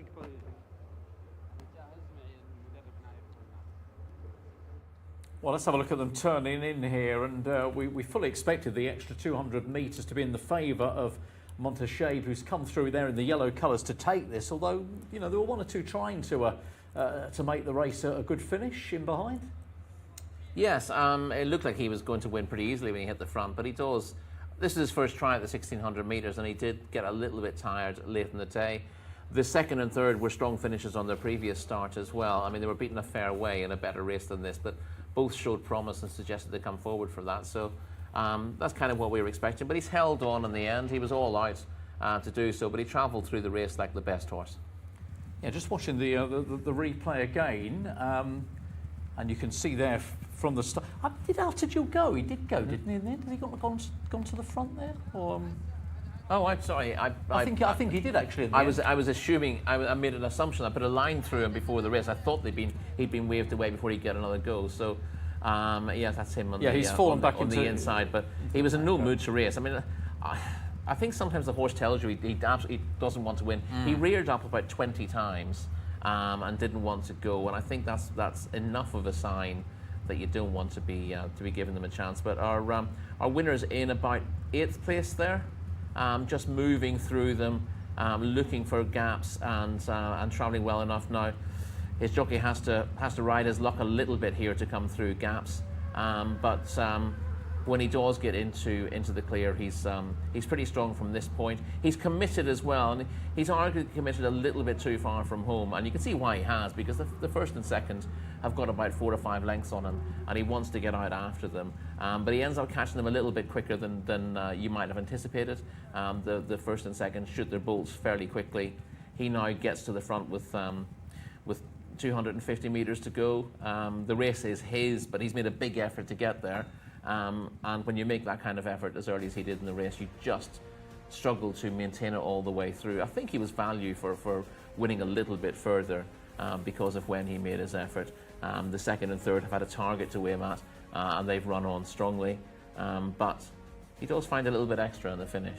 Yeah, he's done enough, hasn't he? Yeah, just seeing again from the gates there. So the Red Stable horse coming out of stall number 7 and was prominent, yes, early on. We weren't absolutely 100% sure whether he'd gone into the gate, but he certainly did. But his chance goes fairly quickly after Jill, so that is obviously a runner and does count in terms of the market. You can see they're in front at this early stage, but Monteshabe, Nida for second pick, I think, in the end, wasn't it, on the international markets, going on to land our third race of the evening. It was Katruf who set the fractions along with Faz Al-Hafok, the 18 horse. That was the other one who was making early headway, but ultimately in the end, as you say, Montrachet with enough in hand, and yeah, for me a deserved winner, having run so well in 3 previous starts in maiden company. Now we are very much with the maidens in the main tonight. We've got a couple of open races to come later. Race number 5 is an 1800 metre maiden race for locally breds. And we've got an Arabian Open to come as well at the end of the card. Of course, also the apprentices get their chance to shine as well in the penultimate race with the final of a hands and heels race. So all that on the way. But we're going to stick with the maidens, Rory, here for the 4th race of the evening coming up. And we're just checking on the scores. We're hearing about the scores for the Owners' Championship. And the news is following their winner earlier. The Red Stable are now just 1 winner behind the White Stable because they've called it a day. They finished for the season. So 145 the White, 144 the Red, and the Reds, they've both had great seasons. The Red stable have got 2 runners in this race. They're going to be the 2 market leaders, and there must be a good chance that in half an hour's time or just under, we could have joint leaders at this stage. Yeah, it looks very, very likely. And of course, if you look at tomorrow's card, there's some very strong entries from the Red stable. Jimmy Jerkins alone has 3 runners in that open race that starts the card on turf tomorrow. So it looks like the Red stable are going to sweep to the front. We did discuss last week the possibility of them drawing level and drawing stumps, but they've got too many good horses to run for the rest of the season. And the final race of the meeting, of course, would be the championship, at least isn't it? A multiple pointer. You don't sort of withdraw your horses from that. So it does look like, although the White stable went into this week with a short lead, it looks like the Red stable of Prince Faisal are going to come steamrolling through to regain that championship. It was obviously the White stable won last year, but it had been the Red stable for several years prior to that. Okay, let's go back to Gary, because here's the full list of runners and riders. Listen out for horses 10 and 13. They are the Red stable runners in this one. Thank you, Aaron. Yeah, field of 20 for race 4, which is the fillies maiden over 1600 metres. Number 1 is Adef, Rayan Al-Tesh. 2 is Al-Jazi, Abdullah Al-Afi. 3 is Ayat, Mohammed Saeed. 4, Azoza, Turki Al-Afi. 4, Kanad Rose, Sultan Al-Mimoni. 6, Dressed in Blue, Ayed Al-Troisi. 7, Drifting, Mohammed Al-Yami. 8, Eswa, Luis Morales. 9, Ghasana, Rakan Al-Ubaid. 10, Hakima, Nawaf Al-Mudiani. 11 is Motmari, Salman Al-Rashid. 12 is Makayak, Mohammed Al-Daham. 13, Maha Adal Al-Fredi. 14, Milad, Abdullah Al-Qridis. 15, Nazmat Al-Wadi, Fawaz Wanas. 16 is Noor Al-Siba, Abdullah Al-Saidi. 17 is Rima Al-Saudi, Muhammad Al-Nassar. 18, Saudi Lady, Tariq Al-Mansour. 2 more. 19, Thoughts and Prayers, Asil Al-Sahani, going for a double. And 12 is Wegart, Nawaf Al-Farouz. Let's go join Callum in the parade ring. Thank you very much, Gary. Yes, let's have a look at these in the parade ring. But before we do, the 12, I think it is, yes, Makayeka is going to leave the parade ring early. Mohammed Al-Daham already making his way out. That horse was getting quite jig-joggy in the prelims, so it's going to the start early. We'll start with Al-Jazi. The 2 put up a career best effort last time out, has the hood on to keep this one calm, and looks very calm in the parade ring. A rating of 37 is criminal, better than the 37 rating for sure. This daughter, I should say, of Tiz the Law should run a fairly decent race and looks well in the prelims. We drop back to the 3 for the same connections as Mount Fuji, who ran a Stormer on debut earlier. This is Ayat, who's had a little bit more experience, but looks in really good shape, I thought. I think she's a really nice type, well-built individual. The groom has a British racing cap on as well, which is lovely to see. Clearly a gentleman who has spent time in the UK working on, I imagine, Newmarket or somewhere else in the UK, one of our racing centres. A really nice type here. I think Ayat, this American-bred filly by Connect, should run a big race too. She's got a rating of 38, which seems quite cruel considering she finished third last time out. Hopefully she can take a step forward today and again finish bang right up there. Let's drop our way back to the 5. This is Canad Rose, another American bred here. Sultan El Memoni in the saddle, a young apprentice who's very worth following, worth the 2 kilo claim, and that 2 kilo claim won't make a difference to this finish. She's a big girl, isn't she? Big, strong individual here. She really fills the eye. She makes her 3rd career start today. She made a bright start, has struggled in 2 starts since, but certainly can't be ignored here. Again, she comes with a rating of 50, which suggests the handicapper thinks she's got every chance in this sort of contest. We will drop back now to the 10, one of the debutants, who is Hakima. Sorry, not one of the debutants. Hakima's had the 2 starts and came 2nd last time, and she looks in great form. And the team are looking at me like, you come on, Callum, get the horse right. This is Hakima. She looks really well, doesn't she? I must admit, she's an eye-catcher for sure. You've got Nawaf Al-Mudiani doing the riding. He'll be looking for a quick fire double. Jockey is doing the training. She's just having a bit of a kick out. She's clearly ready to go, but my goodness, doesn't she look well? You can just see the groom is just giving a little whistle just to keep her nice and calm, but she looks fantastic. She's the pick of them so far. We're going to go back to the 13. This is the debutant, Maha. Coming towards us now, the Red Stable's other runner here, Del Alfaredi, in the saddle, who'll be looking to secure that champion jockey crown. Looks really well for a debutant, doesn't she? Oh, wow, she's a stunner. Really good looker on debut. Beautiful back, got slightly high withers, but a really nice back end as well. I like her. She's one to watch as well. But the pick for me will be the 10. Got the form and also has the looks.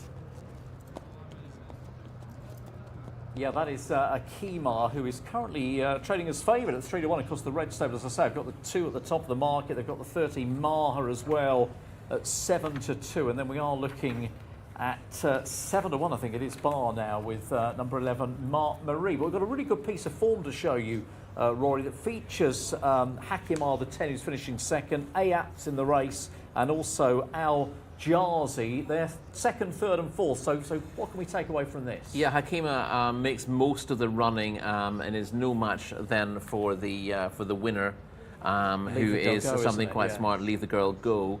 The interesting thing is the 2 finishing from poor positions. On the outside, Ayat with the yellow sleeves, and on the inside in the green colours, Al Jazi. They look no threat at all with a furlong and a half to go, but at the line, they're beginning to close Hakima down. And I think both of those are capable of better still. Hakima should get loose in the lead, and again has got a decent chance. But you saw that Hakima had the run of the race there and just faltered a little bit in the last 100, 150 metres. So potentially a little bit vulnerable. The one to beat, and very much an eye catcher in the Parade Dream. But don't be surprised if the 2 who chased her home improve again and get closer to her tonight. Yeah, Leave the Girl Go, we believe, is running tomorrow and has got a mark of 60, runs in race 6 tomorrow. So you can try and equate that mark of 60 to what the others did, who got within, fairly close proximity, well, relatively close proximity. But she won by about 6 lengths in the end, didn't she? So you're probably looking at sort of into the 50s anyway for the others. Yeah. But I wouldn't be, again, I think all 3 are capable of slightly better form. Ayat's been has been a bit of a slow developer. She's had 4 runs, but she's got better with each one. She's got quite a good US pedigree by Connect out of Andy's kitten mare. Connect is doing quite well with his offspring here. Not a sire who's made much of an impact elsewhere, but the Saudi runners by Connect have actually have done well. And Al Jazi is a daughter of Tiz the Law out of Funny Moon. Again, that was her 3rd start. It was a big improvement in what she'd done before. We've seen some very nice horses in the colours of Sultan Almondale. Hasn't been a good year for the Almondale stable. They did very well last season. It's been a little bit hit and miss this year, but Al Jazi looks promising. I think the interesting thing in terms of the ratings is that obviously the 2 and the 3 horse there who were in the fray, that they were both rated in the high 30s. Yeah. Akima didn't have a mark, but obviously being a Red Stable horse, you wouldn't be surprised to see that horse figure prominent in the market. So there's almost an argument for me that says the 2 and the 3 at their prices, which I think are still 10 and 8 to 1, are perhaps overpriced in relation to Hakima, who is only a 3 to 1 chance. Yeah, I mean, the top one, Azef, is rated 52. Yeah. And I wouldn't be. You could breach that, couldn't you? Yeah, but I wouldn't really fancy her in this contest. She was third in the course and distance mid in October.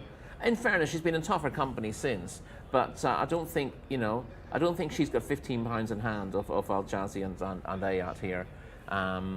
She may be capable of finishing ahead of them in this field, but I'd say it's a bit of a toss-up who wins a three-way go between the three of them. So, as usual, those low ratings are potentially misleading.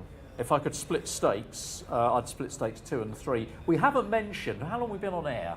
An hour, just over an hour. Yep. We haven't mentioned Faima Al-Dahani, which I feel is so wrong. Such a long time. The champion, I would just say champion-elect. I mean, he is champion trainer. Yes, he is champion. No one's catching really. him. No one's. He hasn't been given the award. That's the only issue. That's the only bit that hasn't been done. The dotting in the I's, crossing in the T's. He's got 2 here, hasn't he? 19 Thoughts and Prayers, who we saw just the other day, I think, and the 12 Makayek.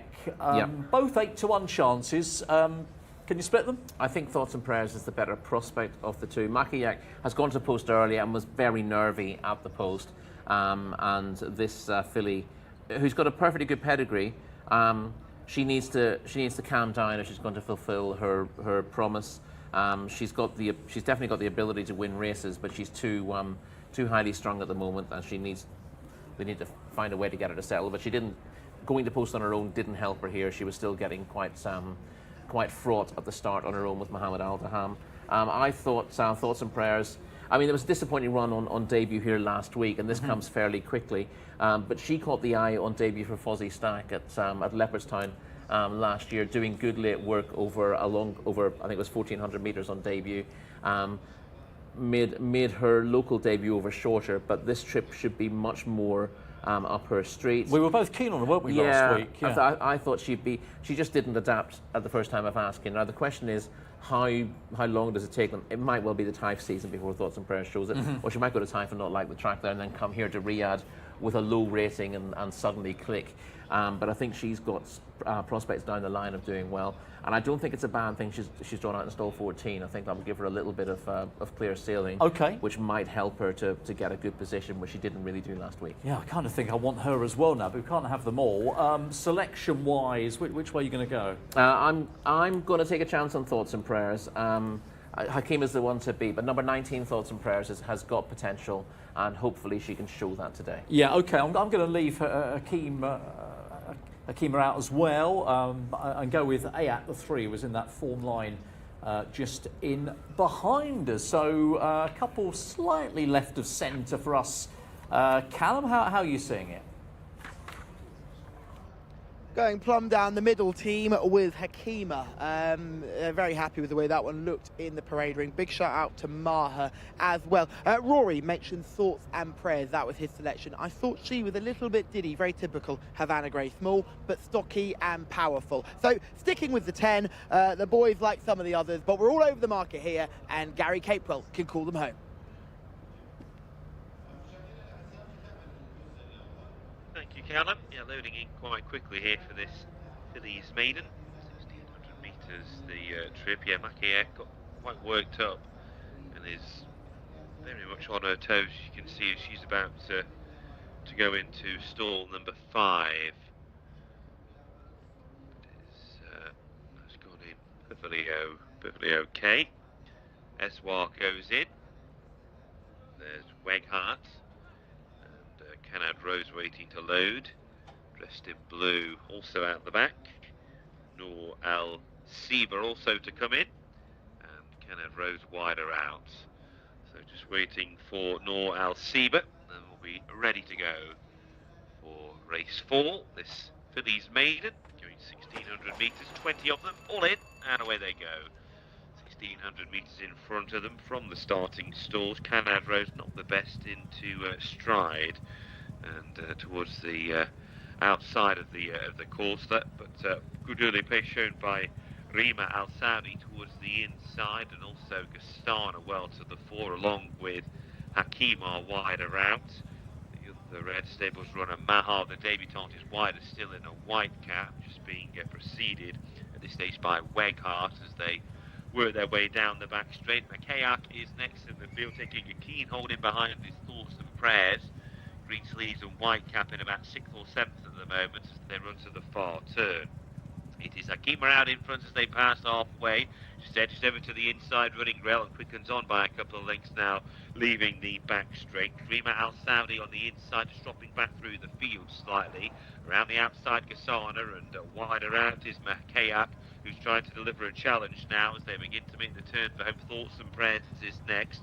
They're being followed on the wide outside by Maha, who's trying to get involved as well. As heads are turned for home and drifting in a yellow cap, another one that's running on from the rear. Inside the final 400 metres, Hakima's been passed on the outside by Makayak, who sweeps to the front and begins to pull clear. Coming down to the final 200 metres, very few have landed a blow again. Makayak has gone 5 lengths clear and is extending that lead as they race inside the final 100 metres. Hakima still best of the rest in second, Gasana in third. As they race up towards the line, it's all one-way traffic. Makayak away and gone and wins very comfortably indeed. Hakima in second. It may just have been Milad running on to snatch third, but we'll leave that to the judge. Makayak away and gone. And Sema Al-Dahani, the champion trainer, there's another winner on the board. 1 minute 42.02 the winner's time. Makayak is beating Maha into second, confirming number 9.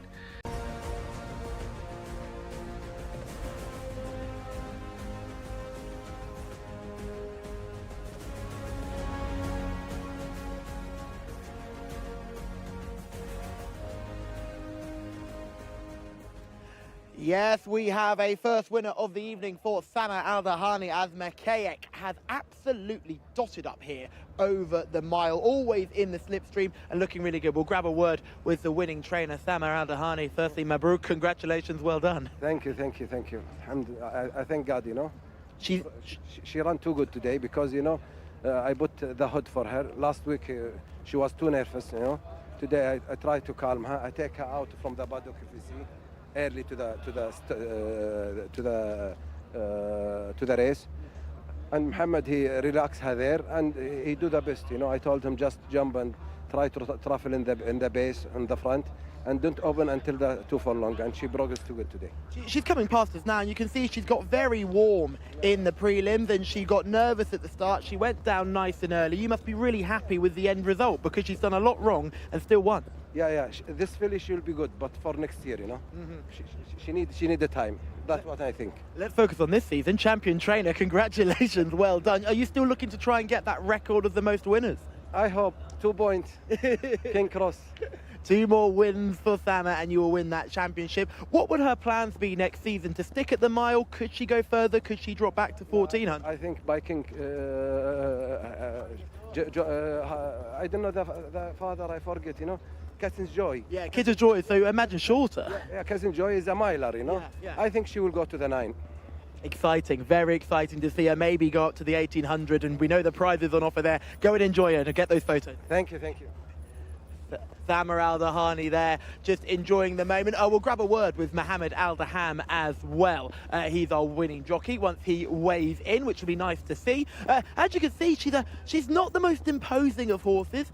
She's a big, raw filly. She's not big, I should say. She's quite a light, but still a very raw filly. She's got very, very warm in the prelim. She was jig-jogging in the parade ring, but she's actually a horse that's got even more worked up down at the start. So credit to Mohammed Al-Daham for keeping her calm. Hakima was going lovely, and Noah Falfarouz let out a little bit of rain and it looked like game over, but she was just caught by one more here. She ended up finishing second and running a fairly decent enough race to make it back-to-back seconds for her. Saddle has come off now. Mohammed will be happy with that. Mohammed, who's still technically in with a chance of winning the Jockeys Championship, and has cut down the gap a little bit further with Adele out in front, but it'll be a tough ask to win the championship from here, but all he can do is ride winners, and riding winners is what Mohammed Al-Daham does best. Congratulations, Mohammed, another winner. Thank you, alhamdulillah, and thanks the owner and the trainer. She was very, very nervous to start with. How did you keep her calm? Yes, this filly too much nervous, but the trainer, he put the hood today better than last time. Inshallah, I hope this filly for next season, when some horse will go a little bit more year, come relax. Inshallah, I hope come inshallah next year. Very good. It was very easy for her today. She won by 9 lengths. Were you surprised at how easy it was? Yeah, you know, this race, maiden, not same open race. Alhamdulillah, he win, she win. I hope, inshallah, next season to come better than now. And you can still win this Jockeys Championship if you have a few really good days. You've got Mostahish in the next race. Does this one have a chance? Yeah, I hope, inshallah, I hope. Well, best of luck there and well done here. Thank you, welcome. Thank you.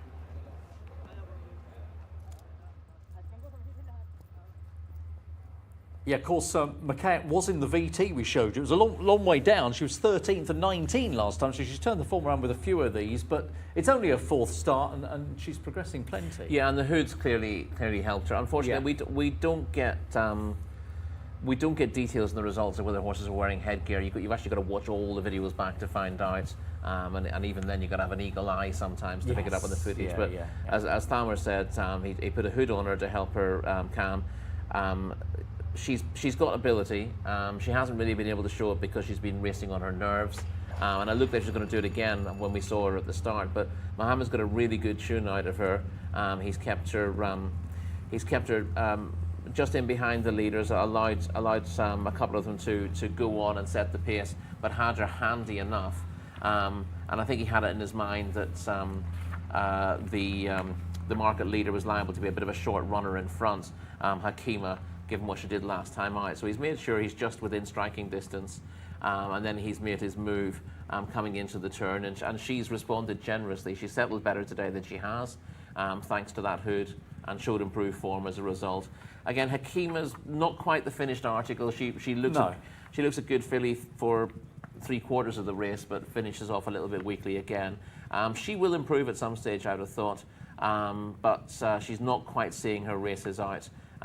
She's doing well enough, obviously, to hit the frame. She's been second in her last two, but she's promised a little bit more than she's delivered, and it's probably a case of, for her as well, that next year we'll see her develop a little bit further. The placed horses are lowly rated. Again, as Mohammed Aldham said after the race, it's just a maiden race. It's not an open. It's no surprise she's won this by a big margin because she's not beating an awful lot in behind. Gassana was in third place as we look at this, and she holds on for a place. She'd not been in the frame in any of her 9 starts to date and had a rating of 42, so it gives you an idea of the depth of the contest. It does. I mean, we were talking about a ceiling of about 50, weren't we, with this group, and obviously that ceiling has been exceeded by McKayek there with that pretty good victory to get off the mark at the 4th time of asking. And we sort of, I was posing the question, Rory, that we haven't mentioned Thamer Aldahani. Thank goodness we did. Just before that race, because both he and Mohammed Aldaham then off the mark for the night. Now, we're going to step it up. We're going to step it up quite a bit now with this local bred open coming up. In fact, we'll do that in just a second. Let's go back to Callum. Thank you very much, Daryl. Yes, just catching up with some of the beaten runners in here. We'll start off with Al Jazzy just in front of us here. She's just getting washed down. She's run an okay race here for Abdullah Lawfi within the saddle. As you can see, she got a little bit of kickback on that hood. We talked about the winner having a hood. She also had a hood on as well. See the bandages getting removed now, and she'll get a proper wash down. Here's one I really want to talk about coming up next, though. This is one that's definitely an eye catcher. This is Rima Al Sodia making debut here. Look at the size of her. She's a big girl, isn't she? As a 3-year-old, she only made her debut today. I thought she ran a very big race for a long way. The grooms are just giving her a good wash down, but you can really get an impression of the size of her. She is just absolutely mahoosive. You see she's getting washed down. All of her bandages have come off already, but she's looking very relaxed and very happy with herself, and I'm sure the team will be very happy with her moving forward. I'm pretty sure next door is Drifting. Now, in the colours that you may see on your race card, they're a lot brighter here on the screen, but Drifting's a very, very different type of horse here. She's much more smaller and petite. She's narrowly built as well. You can see her chest, she's quite narrow, but she's run a decent enough race as well. She looks quite well. You just see she's having a bit of a charge down here, so you see the groom on our left. It's just making sure she can feel that bit in her mouth. So remember, she can't go running no matter how tickly it gets. And finally, out the back here, this was the 11, Matt Mari, who is definitely the smallest of all of these, is having a well-earned drink down here. And as we mentioned before at the beginning of the season, all these rooms and all these wash-down bays are all padded to allow the horses, if there are any issues, to just come through. We can just see Drifting has decided to drift her way out of the blocks as well, but she looks happy enough. We'll just watch Drifting as she makes her way back. She's got the cheek pieces in the groom's hand and just making her way back to the stables. So yes, couple to keep an eye on here. The main one for me is definitely the 17. I think Rimal Surdia is certainly a horse to look forward to in the future. She is a big, big girl. But we must move on with our card, and Gary Capewell will give us the runners and riders for our next contest. Gary, we've stepped up a little bit now. Thank you, Callum. Yeah, certainly do. Field of 20 again. Number 1 is Tazim Adel Al Faredi. 2, Salfan Abdullah Al Afi. 3 is Alawawaji Aid Al Truisi. 4 is Mostahish Mohammed Al Daham. 5, Wafi Al Aiz Fawaz Wanas. 6 is Al Mashlouf Mohammed Saeed. Number 7, Kafu Karim Nawaf Al Mudiani. 8 is Marafek Asir Al Shirari. Number 9, Seabout and Non-Runner. 10 is Wesh Awala Abdullah Al Saidi. 11 is Al Motawi Thab Al Timat. 13, Flywing Tariq Al Mansour. 13, Harfi Mohammed Al Ubail. 14, Howland Mohammed Al Yanami. 15 is Oweshek Mohammed Al Nassar. 16, Radata Non-Runner. 17 is Reda Al Bari Abdullah Al Qridis. 18, Sultan Al Nayar Wiggy Ramos. 19 is Al Shiab Al Madhadi Mohammed Al Habib. 20, Ibn Al Laboud Naif Al Nazi. 21, Daran and Non-Runner. 22 is Alawi Al Wuk Abdullah Al Khamis. And 23 is Al Haba Rakan Al Obain. Field 20 for race 5. We can go back and rejoin Darryl and Rory.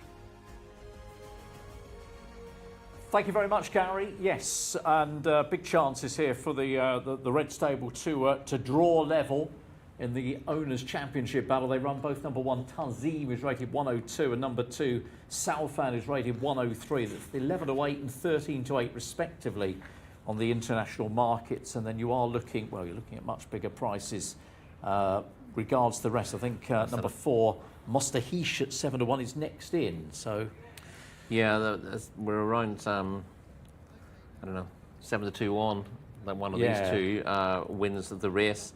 Not easy to look past them, and indeed they've got they are giving weight away. They've got 62 kilos and 61 kilos responsive, but this is one of those. The top weight, Tazim, winning, dropped back to a mile last week. We said watching before this race, this is a really good horse at 2,400 metres. He won a cup race over 2,400 in his previous start, but he had no form at 1,600 metres, and we thought he might get done for toe here. But once he was on the premises off the home bend, he was never going to be beaten, and he runs on well to beat Hey Nabaha in second place. He steps up a furlong and trip here, which will suit him. I mean, he even further would suit him as well, but he's clearly a big danger to all, and he is the market leader as we speak. And there he is, and Callum is close by. I am indeed, team, and he looks fantastic. Tazim, you wouldn't know he ran only a week ago, but he's back again and looks in great shape. As Rory Zalagi says, this trip should help, really. This should suit. And beating Hey Nabaha, although that horse has been a little bit disappointing this season, is no easy task. And he did it well on that day. Still a horse, still entire, but you can see he's handling everything perfectly fine and looks really well in the prelims. Look, he's got a lot of weight to carry. He's got 62 kilos on his back, but my goodness, he does look well. Let's pull back. Salfan is the next one we'll look at. This is the second favourite on the international market. Got the red blinkers on. Look, there's no doubt about it. Salfan looks really well as well. The Red Stable are trying their best to secure this Owners' Championship, and this looks like an ideal opportunity. Abdullah Al-Orfi on board. He had a decent spin in our previous race. He'll be hoping to go a few places better today. This horse comes here rated 103 and actually is only carrying 61 kilos instead of Tazim, who has the 62. Let's drop our way back to the 6 is the next one we'll take a look at. Al Mashlouf Oh, we like Al Mashlouf. Always tends to run a big race, this Dashing Grey. Looks in really good nick as well. Has had a busy season so far, but doesn't look a bother on it, does it? At all, Al Mashlouf. He's a 6-year-old now. He's another one that's still in tyre, but looks really well, handling conditions nicely. A little bit of a lean in as he walks around the parade ring, but I wouldn't use that against him. I think he'd have a decent chance, and certainly major place claims in a race like this. In behind, Cafu Kareem. Haven't seen this horse in a while and really, really like it. Private Prize is this one stallion. Don't know much about the pedigree, but I do know when I like a good horse, and this horse looks really well. The only concern for me would be that this horse clearly is still carrying the winter coat, which you don't really want to see when you see a horse in the parade ring in a race like this. A little bit fluffy in the belly now, if you can just see underneath in the belly, just a little bit fluffy there. That would be a bit of a negative for me. This horse doesn't look primed and ready to go, but does look fit enough to do himself justice. Let's pull back and look at a couple more. I want to drop back to the 13 is the next one we're going to have a look at. Harfi represents the connections of Abdulaziz Al Matib, who is always doing well, and has Mohammed Al Hubayl on board, who's had a good season in his own right. Interesting walker here. You just see, hanging the back end out. I wouldn't be keen on this. This would be a negative for me. Just look at the way this horse is angled now. If we just get in behind, but not too close, because remember the back end kicks. But the horse just hanging out to the edge there, that would be a concern for me. You just want them walking on a little bit, and this one just hanging a little bit. That's always a negative for me. So Harfi is not the one for me. The 18 is Sultan Alanea, and Wigberto Ramos is here. So now, instead of looking at the horse, we'll go and grab Wigberto, who's just over in front of us here. Wigberto, who's having an interesting season nonetheless here. And we'll go and grab a quick word with our jockey here. And Mohammed Al Khalifi is also doing the training, but Wigberto is just here now. Wigberto, he's a nice horse, Sultan Alanea, has run well this season. Yeah, he's been running very well in the strong races. And today, I hope we can get the job done. Now, you've had a much different end to the season here, picking and choosing your rides, not riding everything, you're only riding the ones with a good chance. So surely Mohammed Al Khalifi must have given you a horse with a good chance. Yeah, he's my friend. I got a good relationship with him, and he helped me to ride the horse. I saw the horse, I got a good performance, so take a shot. Well, best of luck. Mohammed is just here with us now. Mohammed, you must be very excited about this one, because I did think the form looked really well and the horse looks great in the parade ring. Yeah, I hope you run good today. We have good horses with us. And so now, this week, the race is very tough, because at that point, we wish you do good, inshallah. Yeah, I was just imagining that. Were you expecting this race to be this tough when the calendar opened up? No, really. When I bought the horse, I was not expecting this, I was shocked. Okay, we will go. We will go. Well, best of luck anyway. And we're going to see if we can find Naif Al-Anazi as well, who should be around here somewhere. I'm looking around for him. He's being pointed, I'm being pointed over. Right, we're on Naif Al-Anazi hunt. Red jacket somewhere. Where is Naif hiding? Naif is apparently right in front of me. Is Naif right in front of me? Where's Naif? There he is. There we go. My producer's going to be. He's right in front of you. He's right in front of you. He's wearing a blue cap. Naif, good to see you. How are you? Thank you, Callum.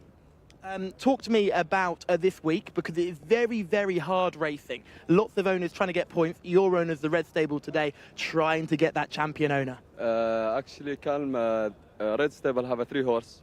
I hope so, inshallah, me or my friend, anyone, for the win. Like we say, the last week for the season, thanks God God saved me and saved all the jockey and all the trainer. Thanks God about this season, perfect season. I hope so, inshallah, today and tomorrow and after tomorrow, inshallah, more future and more win for me and last season.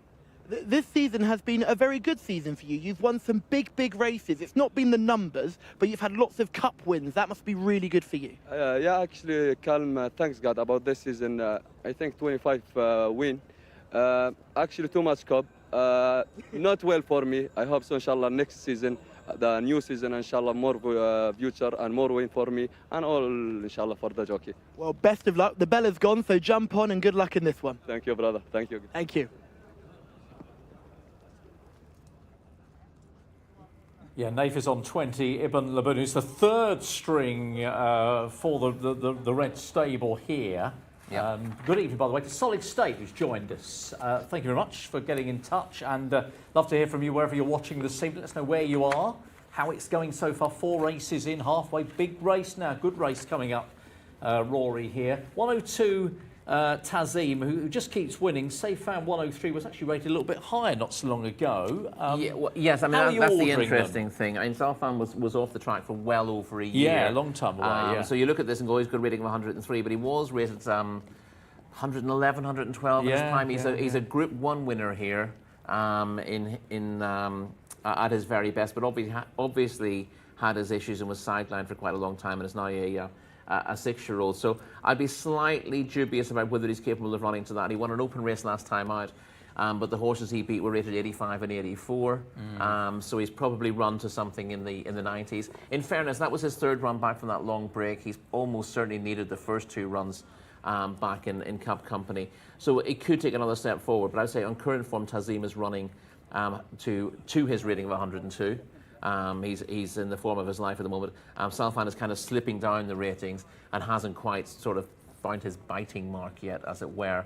But certainly his win last time out was a step in the right direction for him, and he is the best of these historically, but you've got to go about 2 years for that. You have, which is always a concern. We showed you Tarzim winning last time out, which was over the 1600. There was a whole stack of these behind, including Harvey, who the 13 horse who finished 3rd. However, this is a little bit of a different test, up to 1800 from 1600 today, and Harvey's only rated 85. I mean, I want to be positive about Harvey, and on that last run behind Tarzim, you could do so, but at 20 to 1, he's probably more of a speculative sort of each way. Yeah, I mean, play maybe. He has run well at this trip before. He was 5th of 13 over course and distance back in October. His first run of the season in the Africa Cup behind Bint Far, and he's certainly run his best race since. After another short break, he was disappointing next time out, and then he had a break of a couple of months and came back to finish 4th in a handicap. Not to 80, and then stepped up with that very good 3rd last time out. The handicappers sort of nudged him up the ways to 85 again.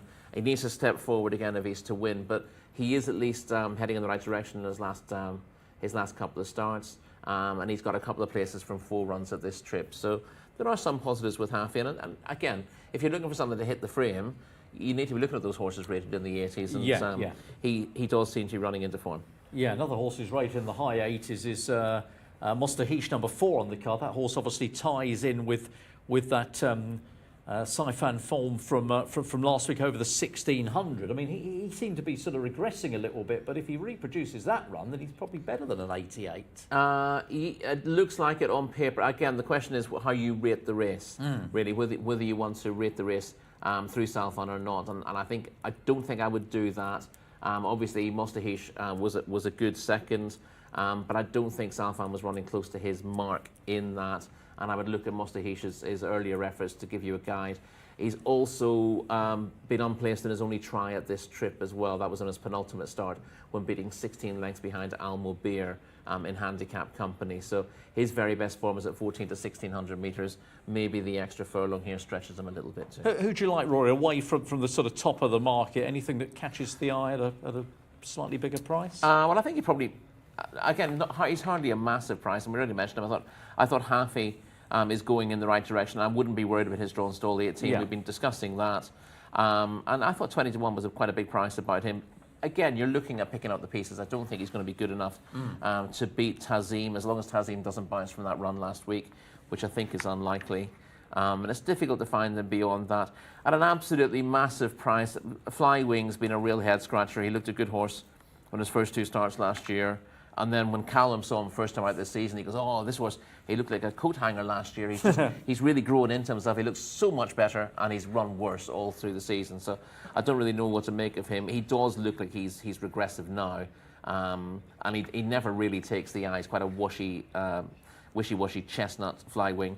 But he does have ability, which he might be able to uncover again at some point. But you're taking a bit of a risk backing him. Well, the thing is, I mean, if you are taking that risk, you're taking that risk with a 50 to 1 chance. So yeah, I guess you can't expect every box to be ticked. But an interesting one. Yeah, I like Harvey at a big price, but it won't be the selection. I've got to go with Tarzim. I think is more worthy of the 102 than Salfan is of the 103. So be 1 for me. Yeah, and it's the same for me. As I said, he's theoretically he's giving weight away to a superior rival, but I think in terms of current form, he's about 10 points clear of this. Okay, it's all about the red. It's all about the red horse number 1 for us. Callum, who are we going to go with? For the first time this evening, I'm going to make it a triple kiss of death, and I'm sure that has put the groans in the studio I can probably hear from here outside, as my form has been shocking so far today. But we are going with the 1. I must admit, my concern was the bounce for this horse. Seen last week, was there going to be a bounce factor? The trip isn't too much of a concern. Look, you see, if you look at the form, you go, well, 2,400 metres is where his best form's at, but I don't think there's a concern here. The only issue with 1,800 metres is a bit of an in-betweeny trip. Sometimes horses that have a bit of stamina get taken off their feet, so that would be my only concern there. But Tarzim, for me, look the best of these in the parade ring. You've got to shout out Ibn Laboon, who, if you go back just a couple of seasons, would absolutely hack up amongst his company, but had a really, really tough task recently. Came back from a break, hasn't quite looked the same, but I think there's a jockey in Naif Al-Anazi who certainly knows how to pop a surprise and win a decent prize, so he can do that. Sultan Al-Anaya was behind Tarzim last time, well beaten by that rival. That was Tarzim's penultimate start. Hard to see him turning the form around, especially drop back and trip, but Wigberto Ramos is an interesting jockey booking. Then you've got the likes of Flywing, who I didn't even give a mention to today. I mention him every time. Just see number 12 in shot there. He's really grown into that frame, but his form, as Rory has said, has gone horribly backwards. Looks a completely different horse in the parade ring now. The 13 Harfy was another one who we liked in the prelims too. Mohammed Al Hubayl on board. That horse has to be an each-way player for sure. Always runs a very good race, often placing rather than running bad races. That is for sure. And this is the type of contest that I don't think there's too much depth to it. I think we've got a lot of strength at the top end and then very little underneath. So I can imagine a horse like Harfy, who's got a rating of 85, should have every chance here with 58 kilos on the back. Of the others, Al Mashloof has had a very, very busy season. That would be a concern for me normally, but Al Mashloof really, really takes his racing, which is good to see. Ale Waji is in here as well. He won a decent local bred race early on in the season. This is the sort of company he can sort of hand himself in, but again, this is a tough ask, but he does have Ayad Al-Tarisi on board. He's a very talented rider who would need more opportunities, but we're all going to go with the 1 here. Tarzim is going to be the pick for the entire team. Gary Capewell, you know what to do. Call him home a winner.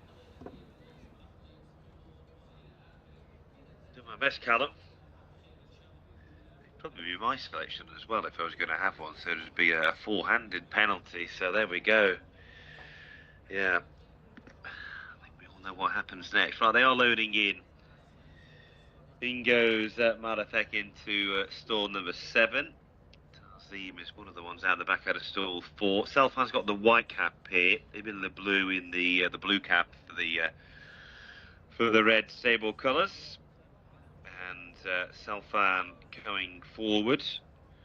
In the spots, Kafu Kareem goes in. Towards the inside stall 2 for Howland, just moving forward now. 4 or 5 more out the back, including Salfan and Tarzim and Ibn Laboon. Also waiting for Sultan Al-Anaya. We heard from Wiggy Ramos before the race. There is Tarzim. You'll see the noseband and indeed blindfold has now gone on Salfan. He's drawn in stall 8. Tarzim in stall 4. Obviously it's a long run to the bend here, but certainly no disadvantage to be more towards the inside. Salfan and Sultan Al-Anaya be the final pair. We're just about ready to go. 1,800 metres in front of them. 20 of them stand ready. So just holding them. Quite sure what we're waiting for. They're off, racing away. Al Motway almost anticipated the start from stall 3, actually got away okay with good early pace towards the outside Wafi Ali's and also Mosta, he's showing good early pace with towards the centre. Ibn Laboon in a blue cap also racing well to the 4. They're being followed by Malafek towards the inside. Another one that's showing pace out wide is Awayshek in the red cap with the noseband. Tarzim, red cap down towards the inside, racing in company with Salfan. They race together. A few horses off the rail. And now coming through to head the whole lot of them is Sultan Alanea out wide on the course. So it's Sultan Alanea, Wingy Ramos, disputing the running. Ibn Laboon one off the rail, and closest to the rail is Malafek as they begin to make the run to the far end of the track. They're being followed out wide on the course by Mosteshesh, the red noseband, red sleeves and cap. Tarzim's getting a dream run through, racing on the inside of Wesh Awala. They're being followed by Salfan, who's trucking Tarzim through towards the inside as the tempo begins to lift. And they begin to make the turn out of the back straight. Malafek in front from Ibn Laboon. The gap is there for Tarzim. Close enough, if good enough, and looks to travel strongly as they make the run towards the top of the home straight and now strikes the front. So Tarzim going on. As on the inside, beginning to weaken quite quickly, is Malafek. Down the outside, Ibn Laboon is racing in second. Wide of those is Harfi trying to get involved. Sultan Alanea tries to rally. Salfan towards the inside is next, then Wesh Alwala. But as they come down towards the final 200 metres, Tarzim's in front. Tarzim by a 3 or 4 length, chased by the stable companion Ibn Laboon, who's now just been passed for second late on by Sultan Alanea. But Tarzim's out in front and wins for the 6th time in his career. Beats Sultan Alanea into second. Back in third position was Ibn Laboon, and then Wesh Awala, I think, might have just nabbed 4th in the end. But it is Tarzim. They've got a dream run through, didn't he, in the hands of Adel Al-Faradi. The gap was there, one off the rail, making the turn for home. They had to commit a fair way from the line, in fairness, and ultimately he has won by 3 lengths. And for Red Stables, that means that the Owners' Championship has now gone at level, 145 points apiece. Tarzim, Sultan Alanea, Ibn Laboon back in third, and it was actually Al Mashlouf who ran on from the back of the field to finish in 4th. The winner's time 1:53.54 seconds, 3 lengths and 3.5 lengths in winner for Callum, Rory and Darrell. Tarzim now 6 from 13, which race 5.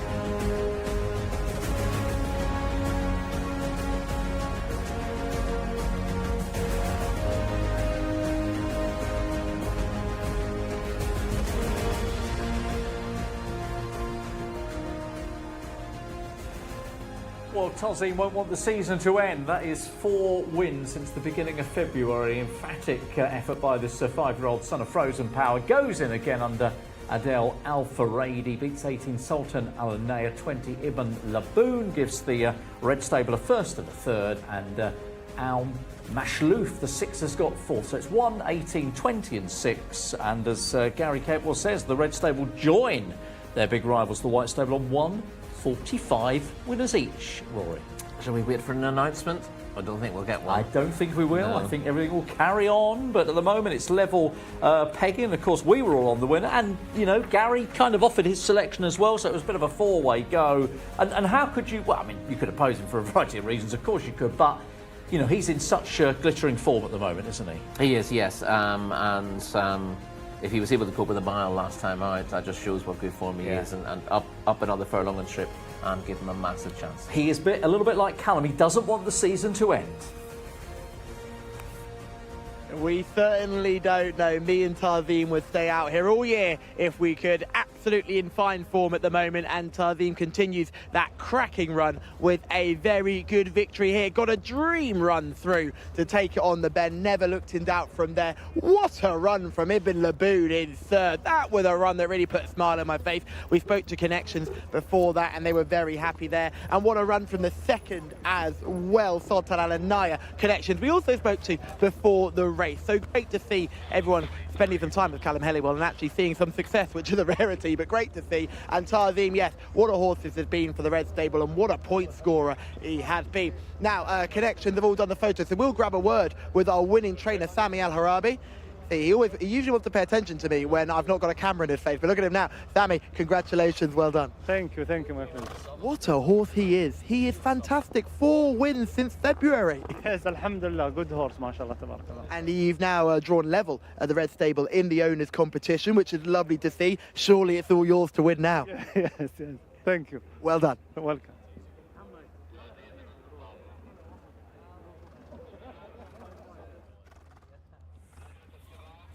Yeah, I guess it's a case of no words required there because the numbers are level, but it's just a matter of time, of course. And look, Tarzim, he's been just such a fantastic horse, hasn't he? Keeps on fulfilling the requirements and the requests, regardless of distance, regardless of test. Yeah, he stays 2,400 miles. 2,400 miles. He probably does actually stay 2,400 miles, but he stays 2,400 metres well, as he should have been bolting up in a cup competition a couple of starts ago. But he's now followed up with wins over 1,600 metres and 1,800 metres, and he's won with his head in his chest both times. A horse absolutely on fire at the moment. Let's just have a look at it again. Stall 4 for the winner. Stall 3. Just have a look what happens there to Al Matawi. Yeah, he just lunged as the stalls are about to open. He ends up just about getting away with that. Yeah, not slightly unfortunate. They were waiting in the stalls for a while, and 1 or 2 of them were beginning to anticipate the start. But as we went on, we saw a bit of speed from Malafek, number 8 in the early stages. But it was clear that Ibn Laboon wanted to go forward in the blue cap. You see Naif clearly had a job to do, essentially acting as pacemaker, but he held on really well to get a place. Also, Sultan Al Anaya up there, he's run an absolute cracker, was hassled for the lead. He's gone past Ibn Laboon now. And again, when he got repassed, it looked like he was going to drop away, but he rallied bravely to finish in the frame. And we're just looking in behind for Tarzim and wonder where he's going to go. But he's on the just about 2 horses off the rail. He's always in a good stalking pitch, though, yeah, isn't he was last week as well. And you'll see that as Naif comes off the bend in the Red Stable colours, but with a blue cap, he does swing wide, and that means that Tarzim is able to slot into the gap between him and Malafek on the inside. And the gap is very inviting. It's just beginning to open now, but Naif, as you see, was peeling off a little bit to go wide, and Tarzim has got all the room in the world to come through. Sultan Al Anaya at this stage drops back to about 6th place, and you think he's going to drop out of the equation altogether. He's come again, isn't he? But he gets his second wind and stays on well for a place. But at this stage, Tarzim's hit the front. When he hits the front, Tarzim, he doesn't stop. As we said, he's got stamina in reserve. And it's slightly surprising how well Naif's mount has kept on in the closing stages, Ibn Laboon, given how much work he did early on. As we said, Sultan Al Anaya rallies to get back into 2nd place. Slightly disappointing from Salfan. We saw him only a length or 2 behind Tarzim in a similar spot on the track. He couldn't produce the same sort of tactical pace to get into the challenging position. And although he got back to winning ways last time out, this was a deeper contest and he wasn't able to replicate that form. He's had his physical issues, and that means that he's not going to be as consistent as he once was. Yeah, which I think it's fair, and it's what we were saying beforehand, wasn't it? And in a way, look, I mean, this is in hindsight, but you could have argued that Tarzim should have been a much stronger favourite. They're almost joint favourites, and perhaps, on reflection, 11-8 probably was more than fair, I guess? Yeah, I think so. I mean, clearly it depends what view you take on Salfan. Some people would have looked at him and said, right, he's the class act in this race. He's been gradually finding his way back to form. He won a race last time out. That shows that he's back in the groove. But if you take the view, you start looking at what kind of rating you want to give in that race last time out. You couldn't have really gone much higher than 90.